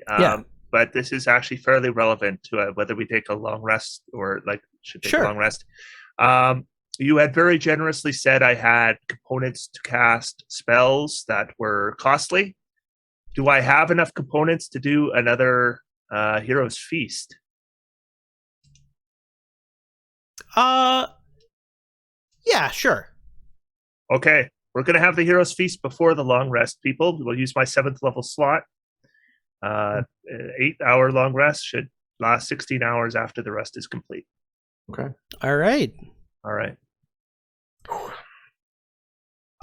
Well, you are able to spend, despite the rough weather of the surrounds, the area that you are in though now is still quite nice with all the hot springs.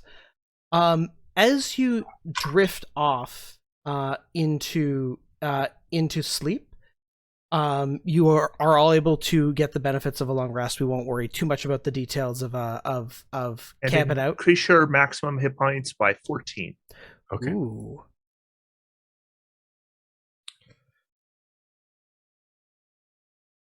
Also, I don't sleep, so I just awkwardly am standing there, just still, while you guys are taking naps. As you sleep, your dreams are filled with nightmares. Imagining scenes of some sort of creeping, pulsing presence, as if the stars watch down for you upon you with some sort of baleful hate, and that the sky itself would collapse into a rain of worms. It feels like there is something pulling at the edges of your mind, a presence watching over, just reading the surface level of your very thoughts as you awaken. Cabe, who was standing, not sleeping, but he had gone into stasis mode, he wakes up with a and he awakes and he turns to you two and he's like, I have had terrible visions in my stasis mode. Ones and zeros floating all about. And then there was a 2.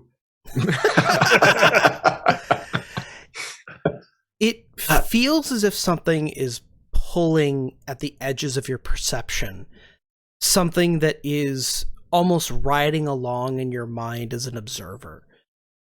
The sensation is not unlike that of when when you're not sure whether you have a ringing in your ears or you're hearing an actual ringing noise somewhere in the room around you.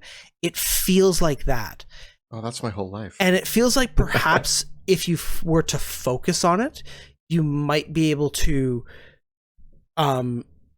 wrangle out of it, or address it in some way. But doing so almost that alone even just still sort of tugs at your sense. Did you two also dream of the number 2? You can see Dennis is shivering and curled up underneath Lynn's bed. Yes. Well, I didn't dream of the number 2, pero de tacos. Espero que les gustan tacos porque I hope that they like tacos because that's what I was dreaming about. I am unfamiliar. Whoever they are. Tacos. It is a delicacy from my homeland, from the Kadathi Mountains. I cannot eat, but I would like to see it. You know what a 2 is, but not a taco. Whatever this feeling is, it feels like you might be able to shake it off, but to do so is painful on your mind itself. Is it causing me any immediate harm, or is it just a loose passenger? That would be the best way to describe it. Just some sort of faint presence riding along in your thoughts that if you wanted to, that it feels like if you really took a sense of yourself, you could force it away from you, but to do so would be very painful on your psyche. I'm most concerned of the presence of the number 2 in my mind, and there is an option for me to run an analysis, run spyware. I detect spyware. Yes, malware bites. That's do it. Yeah. Well, I don't know if I can help, but I know somebody who could maybe help. And I go, oh, hey, people upstairs, what is it that's in our mind? And I will use a ritual and cast divination. Awesome. As you cast the spell, the answer comes.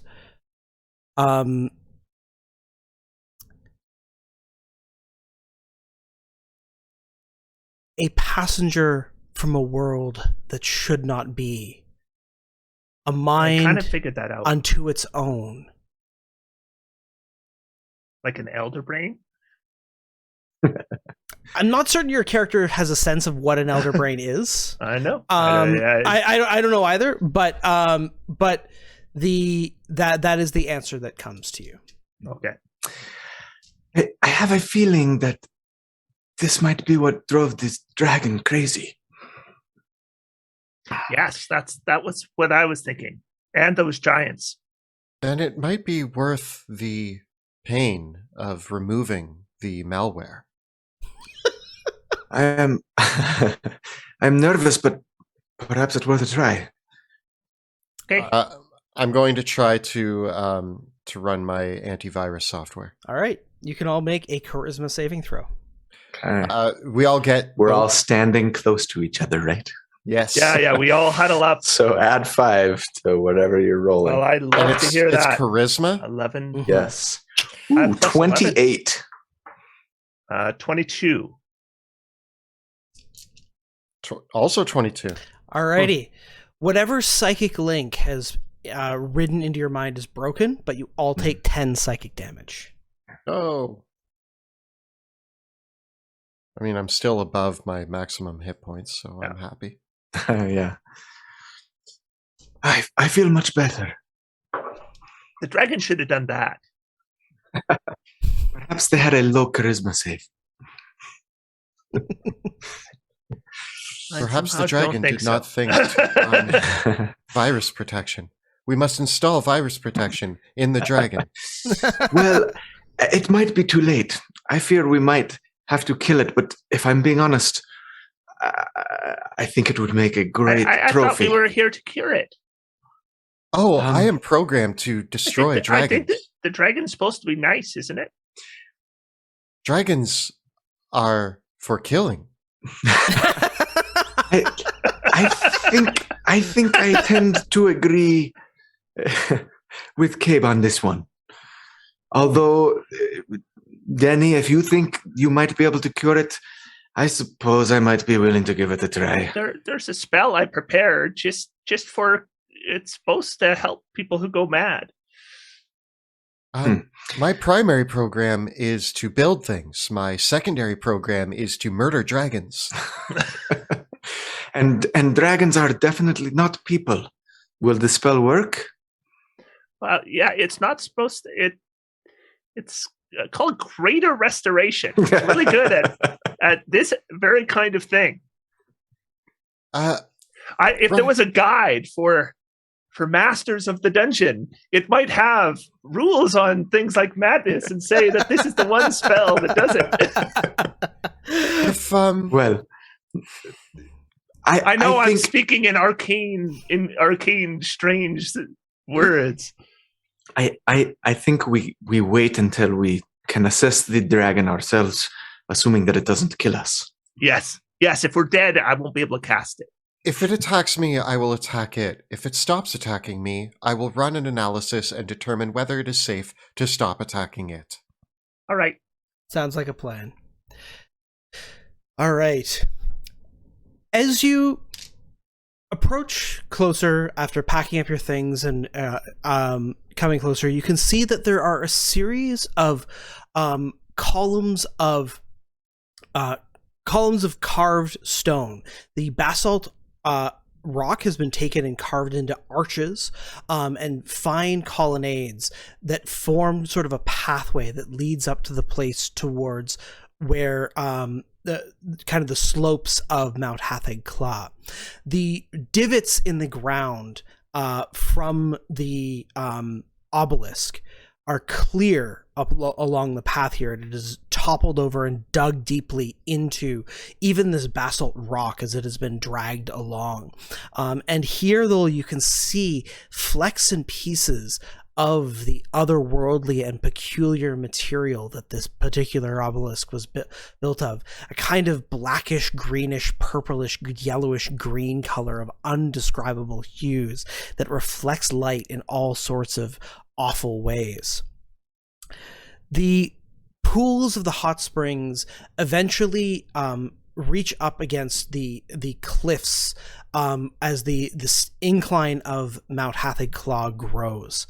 And you see over the next sort of ridge in the distant horizon shimmering prismatic light, not coming from the aurora above, but from below.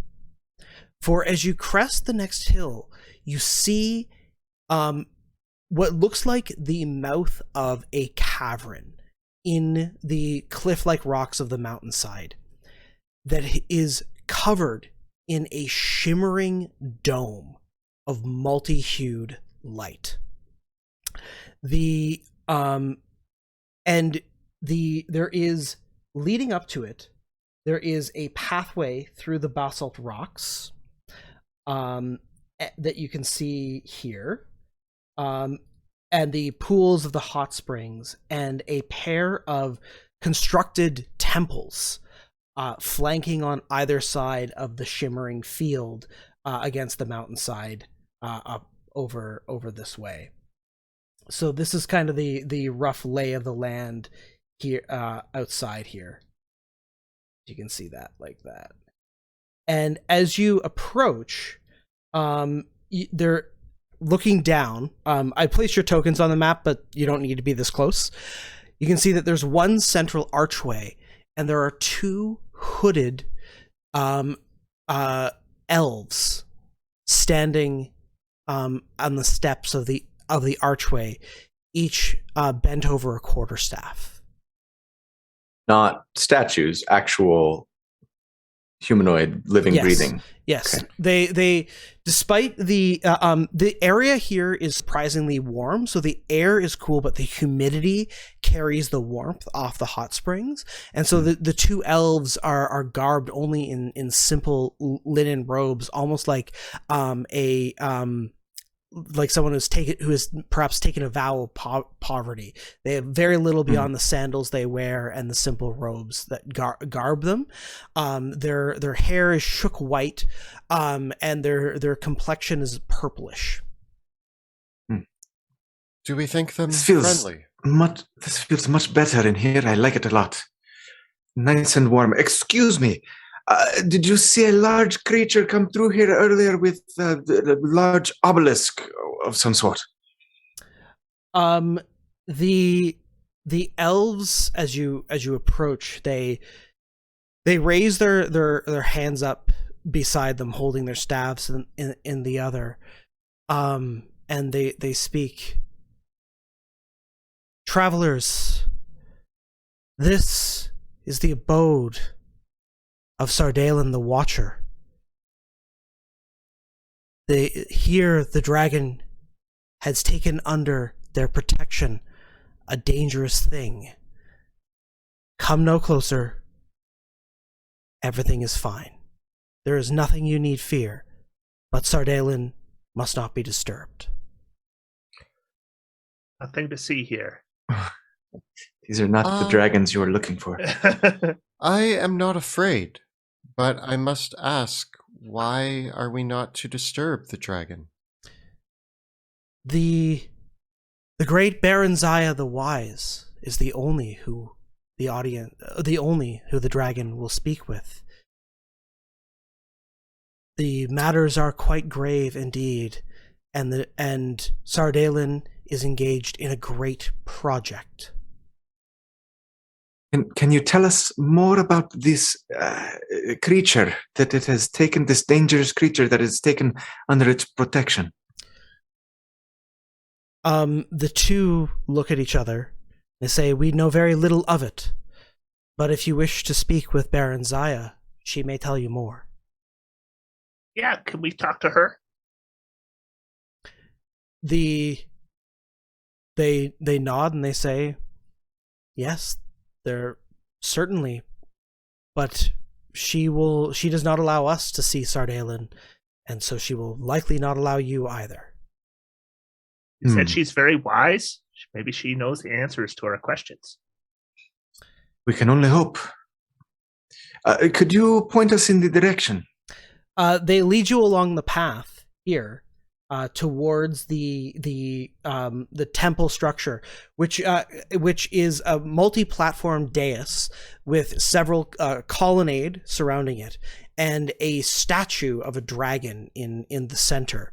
And there is an elven woman, garbed similarly to the others, though she carries a staff of curious and peculiar metal.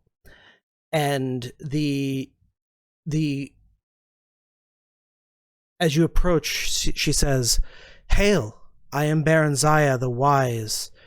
Travelers, I am sorry, but you have come at an auspicious time. If you have come to seek the wisdom of Sardalen the Watcher, now is not the time." Doesn't auspicious mean good? Indeed, it is. Why is it so good? Baron Zaya speaks plainly and says, The dragon has made a great discovery, one that will help protect our world for generations to come, but must not be disturbed until their work is complete.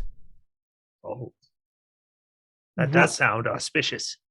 But why is it that the dragon has been laying waste to nearby villages? We don't understand. How can this be a good thing? Oh, my friend, you and I are but mortals. It is not our place to understand the great foresight of Sardalen the Watcher, who has seen the turning of the ages of our world and understands why these things must be so. And you do not know why these things must be so? All that I know is that Sardalen must not be disturbed in his work. The dragon has taken it upon themselves to do a great thing so that we may all be protected from the harsh realities of this world. If there's one thing I know about mortals, it's that they do not like to get killed. And it seems that the dragon, in its goal of protection, is destroying entire villages and leaving many injured or dead. This seems like poor protection. I myself am a protector, and would like to inquire as to the means of protection, as doesn't seem to be working very well. This strikes me as the wisest thing we have heard since meeting you. Thank you. Lynn says that to the elf. Sorry. Oh, okay. But I mean, it was a compliment. It was intended as such, but also a bit of an insult to her. This conversation is getting boring. Her face, her face scrunches up at the suggestion, and she says, "It matters little. The Sardalen, in their great power, has ensured that none will disturb them. Even if you wished to speak, well, you may." She gestures towards the glimmering prismatic barrier. "You may simply walk and try." You will not impede us. I think walking through a prismatic wall like that might be a problem. I pick up a rock and I'm going to throw it at the prismatic wall. It's quite a distance away from where you currently are standing, but if you do want to, I have a good throw. Yeah.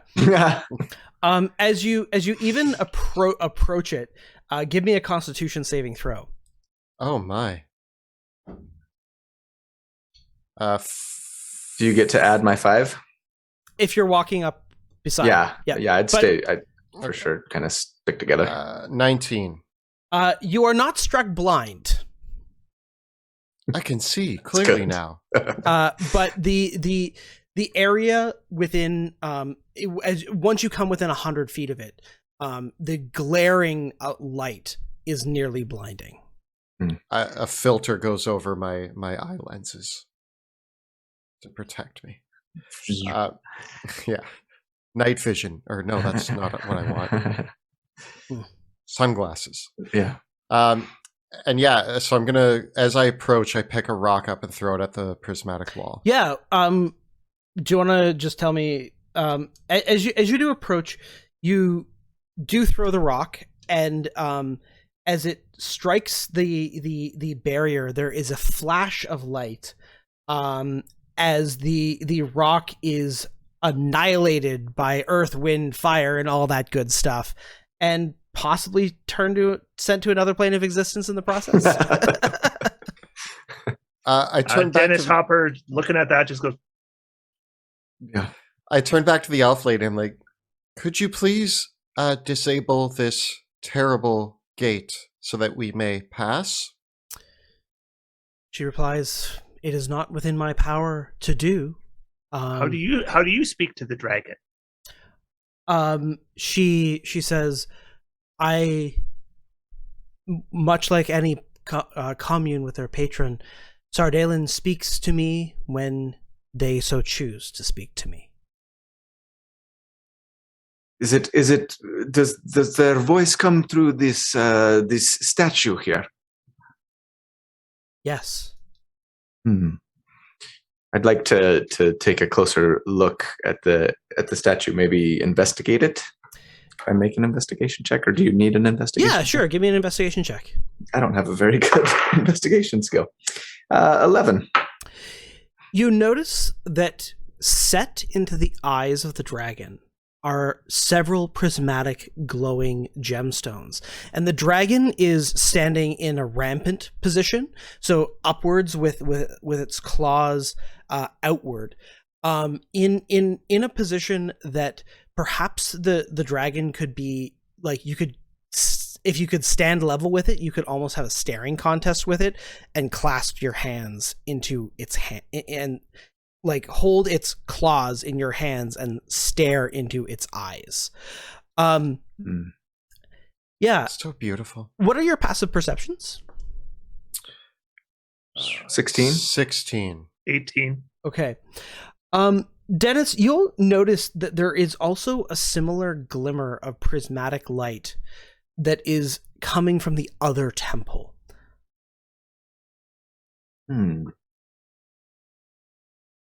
Oh, I think I know what we're going to need to be able to do here. Or guess, a good guess. What is that, Denny? I kind of, and then like, and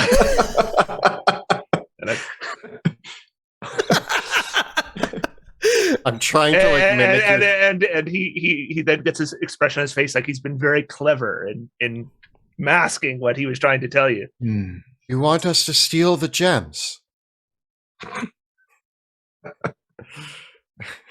I say out loud with... Oh, no, and I didn't say destroy them either. So that isn't what you said. I would be curious to investigate this other temple first. See what is over there. Okay. Yeah, I think that's a good idea. Certainly.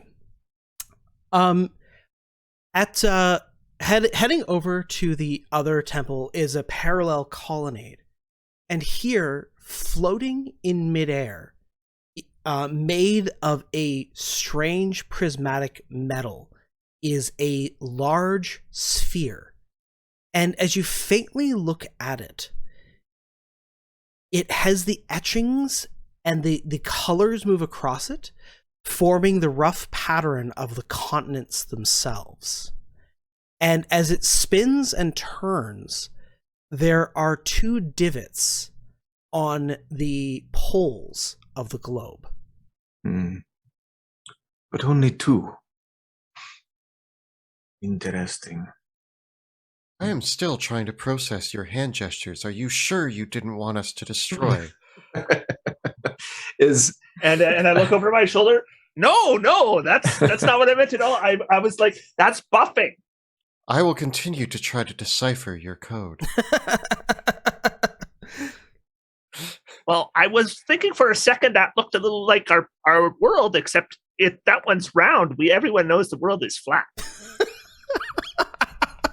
Running analysis, I actually believe it is an octagonal flat surface with slight ridges and perhaps a fourth dimensional space that we cannot see. Yeah, flat. You two. Let's go back to the dragon. I want to get a closer look at those gems. But not for smashing. Okay. Perhaps. Baron, as you come back, Baron Zaya says, it is customary to make an offering when you do come to Sardaelin's temples. You may wander these grounds as you wish, but do not disturb me and the others who are here in contemplation. What do you want to look at the other statue? But where is this offering given? There is a bowl before the dragon. I do not have a lot of money, but I'm going to put 5 gold into the bowl. Okay. The bowl itself is a large, but 4 feet around, and as the bowl, you place the offering in the bowl, it fills with water, and a whirlwind appears in the bowl, and the water drains out, pulling your offering away. Fascinating. I'll leave my offering when we leave. This probably isn't going to do anything, but just out of curiosity, Cabe walks up to the statue and holds its hands and looks into its eyes. Okay. You look into the eyes of the statue and see a shimmering and blinking power.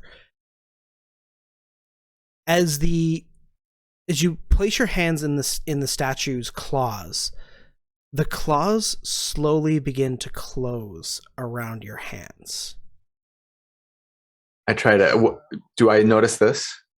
Yeah, you can see it. Can I try to snatch them away? Absolutely. You snatch them away before the hands close, and the hands go back to their original position. I'm going to turn back to the elf and ask, is this dangerous to interact with this statue? The elf looks annoyed with you, and says, yes, it is dangerous. Don't do that again.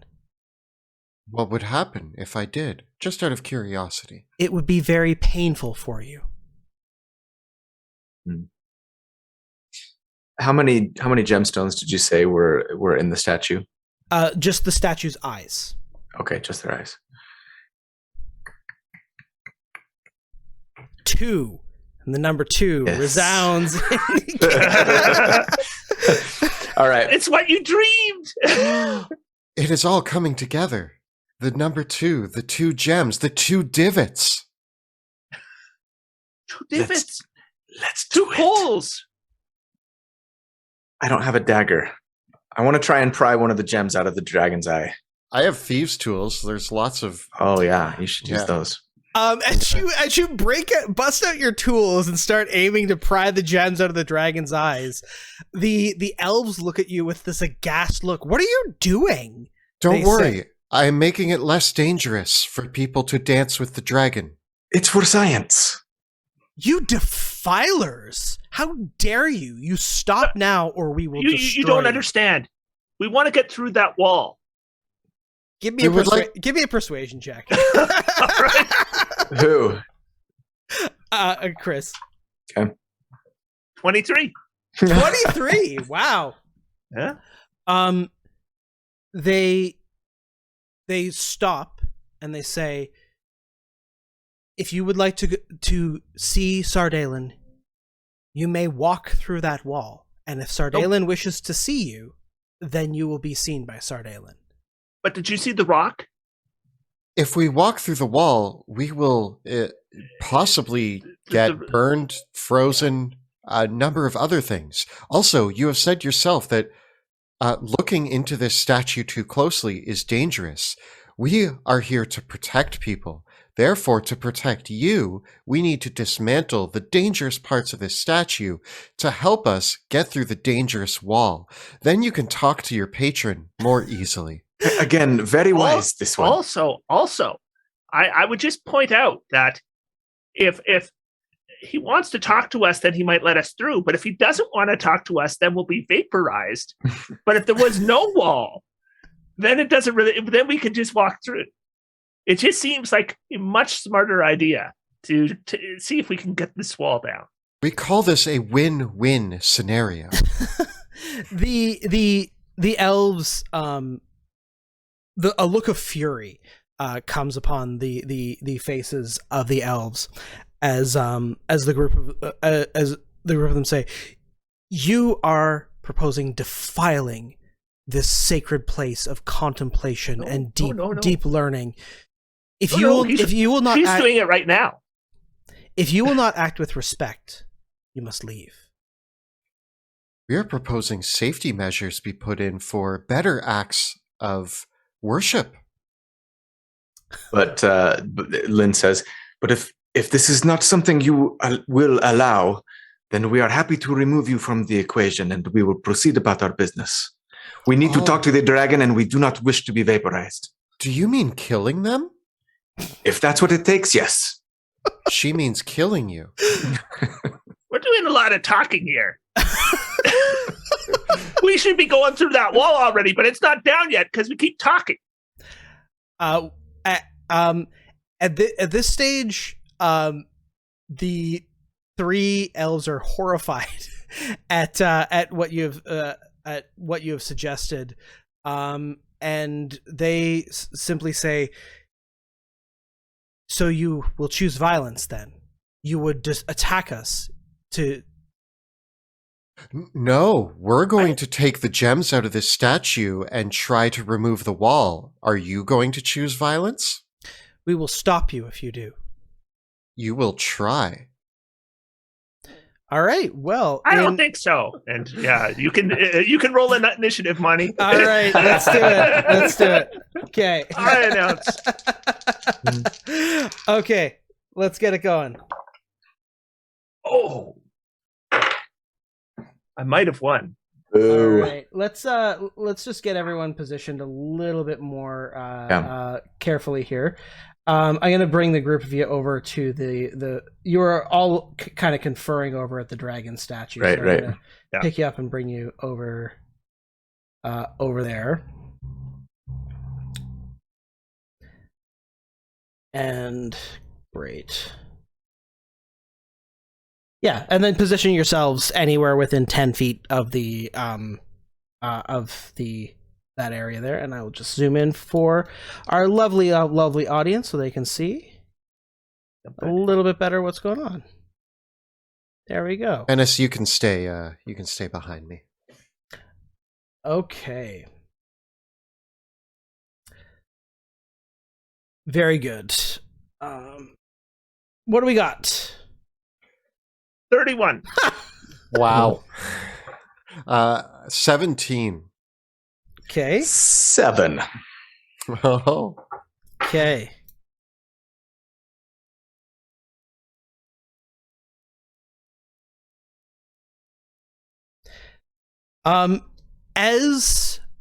Okay, so then we got Cabe and Lynn. All right. Well, Dennis, it looks like you are kicking off these hostilities here. All right. I am using a 5th level slot. I am casting Conjure Animals. This time it will be wolves, 16 of them. Cool. And this time you're going to get counterspelled. Oh. 5th level. Okay. Yep, with a 16 to counterspell. And I go, whoops. as one of the elves reaches their hand up with the spell and says, "Dare not defile this place with your horrific magic." And yeah, all right. Yeah. So anything else? Yes, I go. Oh, and then I go here. Are you running away? I told you to stay close to me. And yeah, you just see the back of his head. He doesn't even turn his head when you ask if he's running away. Okay. As you hop, skip, and jump away, Baron Zaya fixes her attention and does two things. First of all, she calls out and speaks a blasphemous utterance. And there is a writhing cloud of blades and tentacles that appears in the air. And I'm just gonna check my ruler here. Yeah. And as it appears in the air, right behind you there, Dennis, taking the shape of a horrific metallic spider with bladed limbs. And then with her bonus action, she will cast Spiritual Weapon. And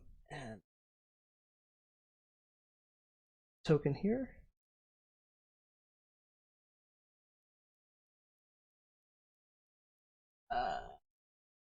We'll go with. I'm just gonna go with this golden ball because I can see it easily.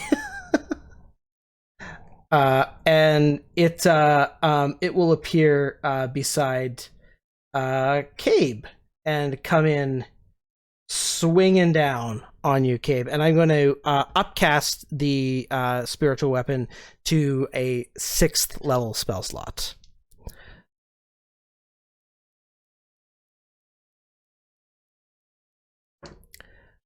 So, Cabe, I get an 18 to hit you, which I don't think is going to be enough. Oh no. I don't even notice. Like, I'm still facing her, and it just hits my armor. The spiritual weapon takes the form of almost a bladed draconic wing, made of glimmering energy. Okay, and she will move up back over here with her remaining movement. All right. Cabe, it is your turn. I am going to move up to her. Okay. I guess my steel defender goes after me. Yeah. And just want to see something. How far away?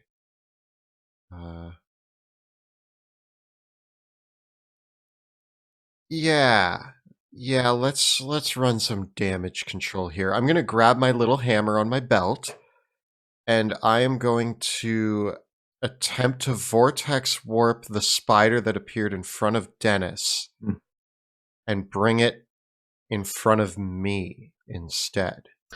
Okay. So you're great. So I need to make a Constitution saving throw? Yes. Okay. I don't have magic resistance. I get a 16.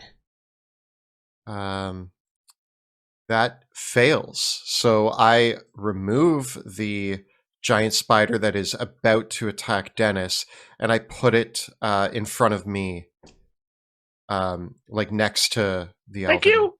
lady. Yeah, no problem. Right there? Yeah. Okay.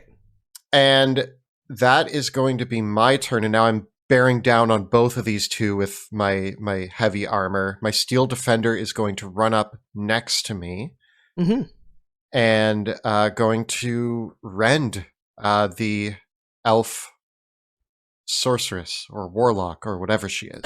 Okay. So that is going to be 18 to hit. That is a hit. Right. For 6 damage. Nice. Yeah, Every little bit not helps. much, but I did what I needed to do. Okay. Anything else, sir? No, just gonna hold my ground. I hold my shield up, and I am ready for the onslaught. Okay. The elven mages flanking either side of the situation are seeing you there, Cabe. They are both going to cast a spell. And Yeah, that makes sense. they're both No, going. spell's my weakness. Okay. And we will duplicate that. They incant the spells. Yeah. And you kind of hear this sound like a shoom, and a shimmer in the air as their spells come into effect, but you can't see where they are, but they've cast Wall of Force. But we don't know where. I mean, the Wall of Force is invisible, so Okay. So ostensibly, yeah, you don't know exactly where the Wall of Force would be in this case. Well, would you look at that? I mean, you can't look at it, so somebody's gonna do like a dog through a screen. Somebody's door. going to run through it, and then they're going to find out where it is. Yeah, or run into it, I should say. They won't run through it. They'll abruptly stop. Yeah. Okay. So, in that case, then our other little friend here, the spindly spider, is going to fire its paralyzing beam at you, Cabe. So give me a Constitution saving throw. Okay. All right. I was hoping it was just gonna, try to hit me a bunch, but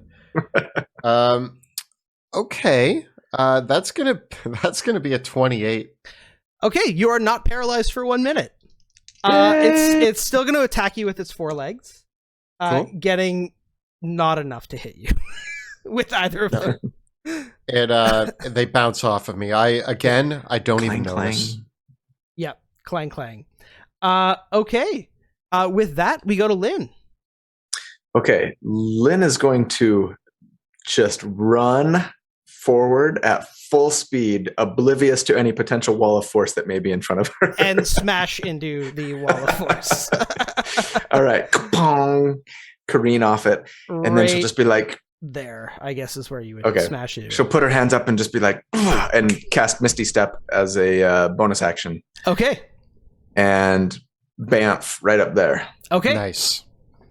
And unfortunately, that means I have cast a spell as a bonus action. But nevertheless, I will. So that means no more spells unless they're cantrips, and I'm just gonna go ahead and take some swings at this this elven cleric. Alrighty. Lady. In fact, I'm going to use.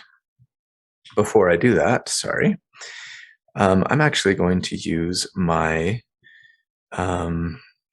Where did it go? Come on. Oath of Conquest. Which, wait a minute. I'm confusing this with Vengeance Paladin. Never mind. I'm not going to do that. I get my Paladin oaths confused sometimes. So I'm just going to make some attacks. Okay. First attack is a 17 to hit. That is a hit. Okay. Four. That's not very good rolls. 10 damage. Okay. And then second attack is much better. Higher, that is 27 to hit.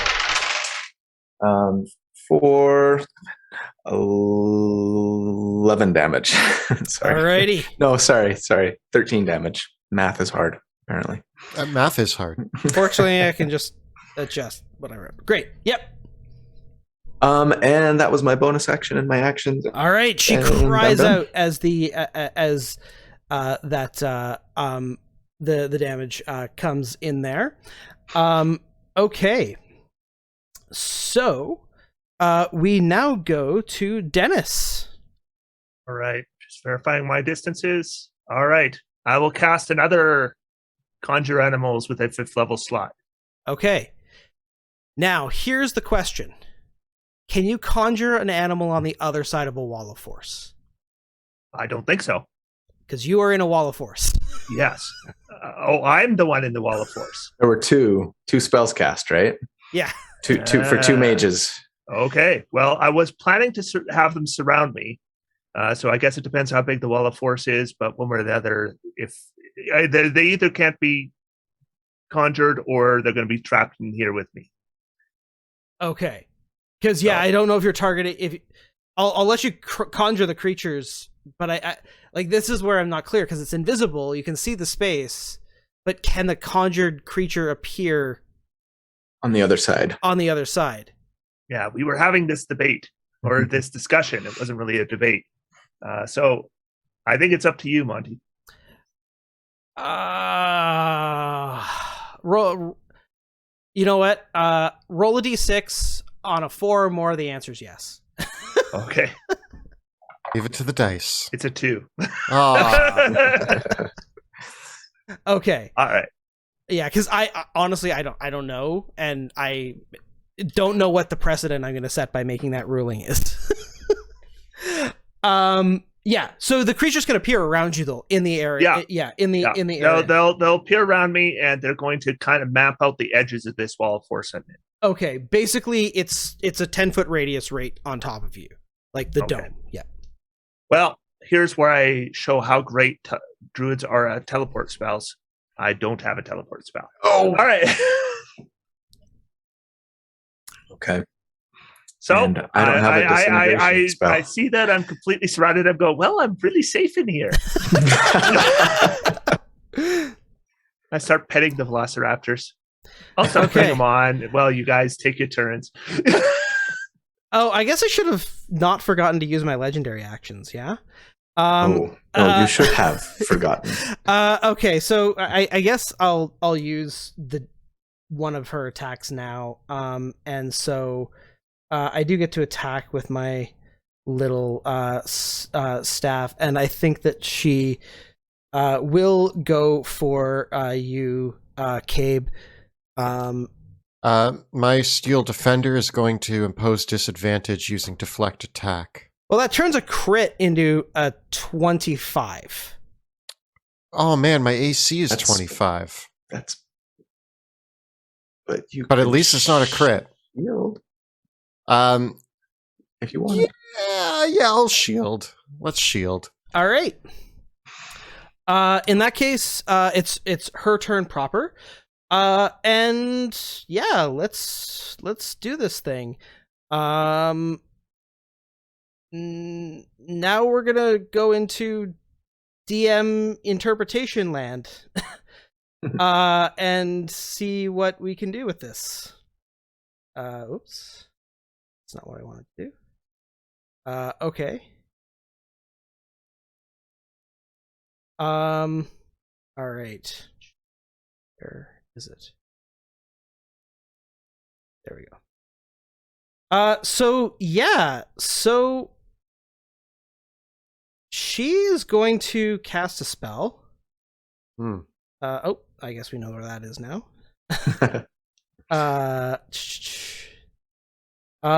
This is the best thing I have to represent this. She's gonna cast Gate, and open a gate to the Far Realm. Okay. And on the other side are a bunch of beholder-looking sort of creatures. What? Well, I'm sure glad I'm behind this wall of force. Oh man! So Just when I thought things were going well. So here's what we're gonna do. There's a bunch of different kinds of beholderkin in the far realm. So every round on initiative count 20, someone's gonna roll a d6, and that's gonna tell us what kind of random beholder comes through the gate. Because there's no other way to interpret this spell. Is gate concentration? Yes, it is. Okay. So you're saying there's a chance. I'm saying there's a chance. I'm saying there's a chance. Okay. And so that is and her spiritual weapon is stuck in a wall of force. Womp womp. So that's her turn. And so with that, Cabe, it is your turn. All right. I am going to cast. Hold on.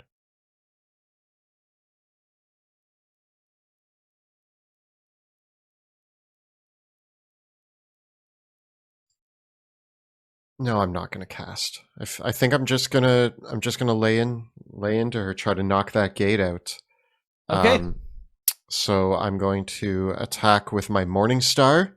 All right. Getting a 27 to hit. Okay. I'm going to use my what is it called? Arcane Jolt. That's going to be 10. That's going to be 16 damage. Okay. I'm going to attack again. That's going to be 21 to hit. All right. For another 9 damage. And I pass both my concentration checks. Yeah, that's fair. I was hoping for some low rolls. Okay. Well, in that case, my anything else? That is going to be it for now. Or sorry, my Steel Defender. Okay. My Steel Defender is going to attack her. Okay. Getting a 16 to hit. That is a miss. Nuts. I'm afraid. Yep. All right. Okay. That is everything.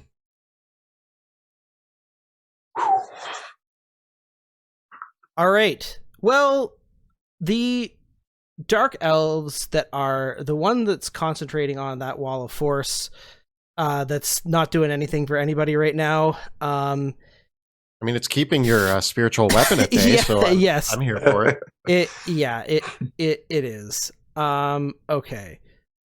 Well, I think what we will do is this.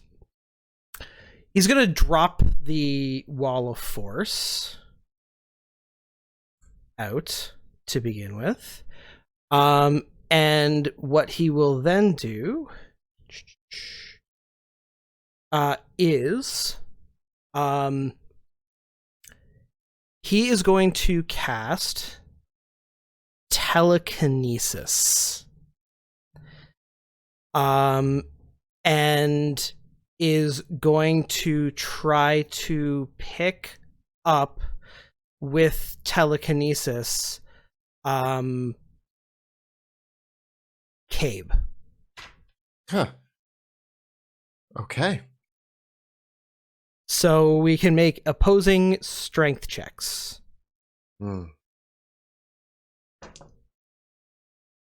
Well, your strength against his spellcasting ability. Well, I rolled a natural 20. Am I using my saving throw or my... Your strength, it's a strength check. Okay. So that's going to be 22. Cool. The other one is going to cast silvery barbs on you. Okay. That's going to be 17. I win. So the... Or actually... Hold on. Nope. You know what? You still win. Ha! Sorry. Nope. Because Take that, silvery barbs. Take that, silvery barbs. Okay. Useless spell. All right. Fun. All right. Then the other one that's still concentrating on Wall of Force is going to cast Vortex Warp on the on our mage on Baron Zaya, and is going to move her way over. Oh, I keep grabbing the wrong things. Way over there. Cool. Oh, cool.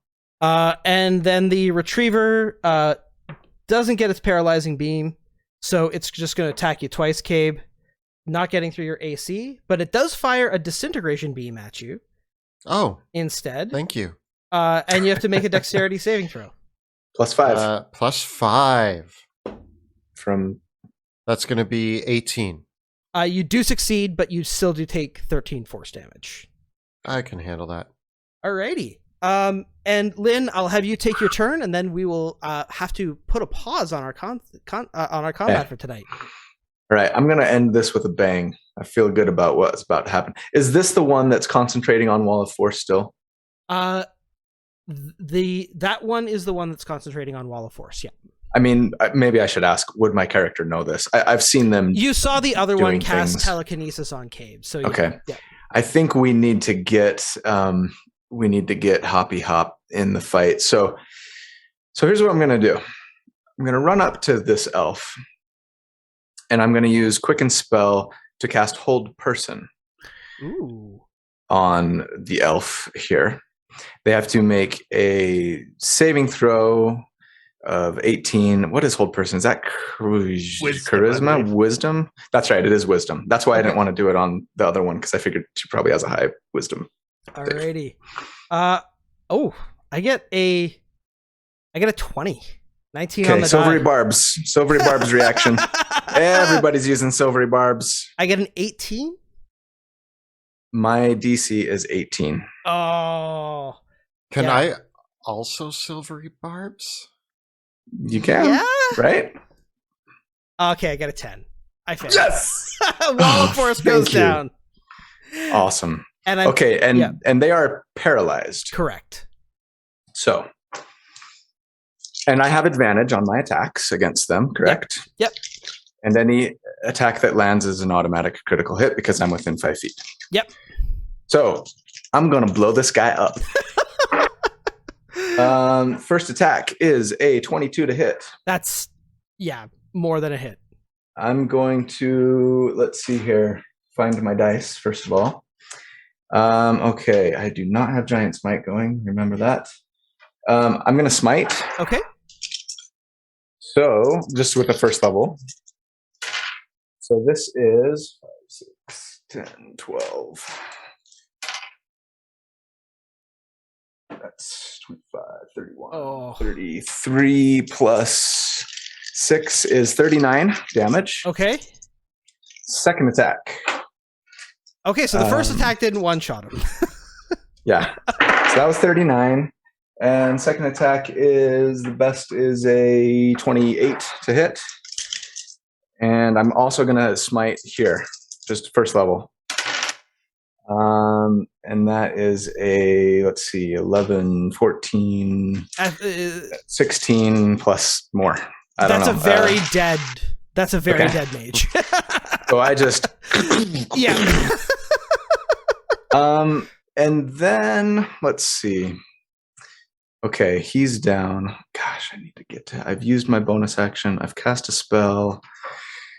I have, 10 feet of movement left. It's not going to get me to her. But I'm going to try, I suppose. Well, you know what? No, I want you to still have your saving throw bonus. So I'm going to use my... I'll get her back. Don't worry. Okay, I'm going to use my remaining 20 feet of move speed then. 1, 2, 3, 4. I guess I'll just go here to kind of be ready for, well, whatever I can be ready for. All right. And with the that's it. End of the round, that's where we'll wrap up for this evening. Okay. Put that one on pause. We'll leave the tokens down where they are and come back to this one next week. Nice. Exciting. Thanks, everybody. Boy. That was a lot of fun. Yeah, that was super fun. cool. Yeah, thank you so much, Chris and Colby. It's so much fun to play with you guys. What a challenge. And Kelly, thank you as always. Another I'm big, just here to have fun. big thank you. I'm having a great time. The map that we're playing on tonight was actually made by one of our patrons, Gav of Really Gavatone cool Mats. looking. Yeah, so he designed the maps for this location and the Dragon's Lair when we actually get there. So check him out. He's got his own Patreon. He's making some awesome maps. So definitely a big thanks there. We used all of our tokens from Roll20 and from all the official D&D art, and we got some awesome spell effects by Gabriel Picard that we use as well. So if you're looking for where we use this, we're playing on Roll20, all that cool stuff. Chris, where can people find what you do? Just go to YouTube, Google Treant Monk's Temple, and you will find my channel. Awesome. And Colby? Yep, same thing. YouTube, D4 D&D Deep Dive. Or actually, if you search for D&D Optimized, it will probably pull up one of my videos as well. That was the old name of the channel, and I noticed that that's a search term that gets used a lot when people find my videos. So either one would probably work. Gotta get the algorithm ironed out. Yeah. And Kelly, where can they find our stuff? We are the Dungeon Dudes, so you can hit us up on YouTube by looking for Dungeon Dudes. You can also find us on Twitter, Instagram, Facebook, and you can also check out our Twitch streams, which happen, on Tuesday nights. Yeah. We are doing this collaborative game this week and next week. After that, we are doing 2 weeks of me running Monster of the Week. And then after that, we are taking a week off and then returning with season 3 of Drakenheim. Nice. So yeah, you can make sure to check all of that out. If you're not up to date on Drakenheim, we have all of the videos up for viewing on our YouTube channel.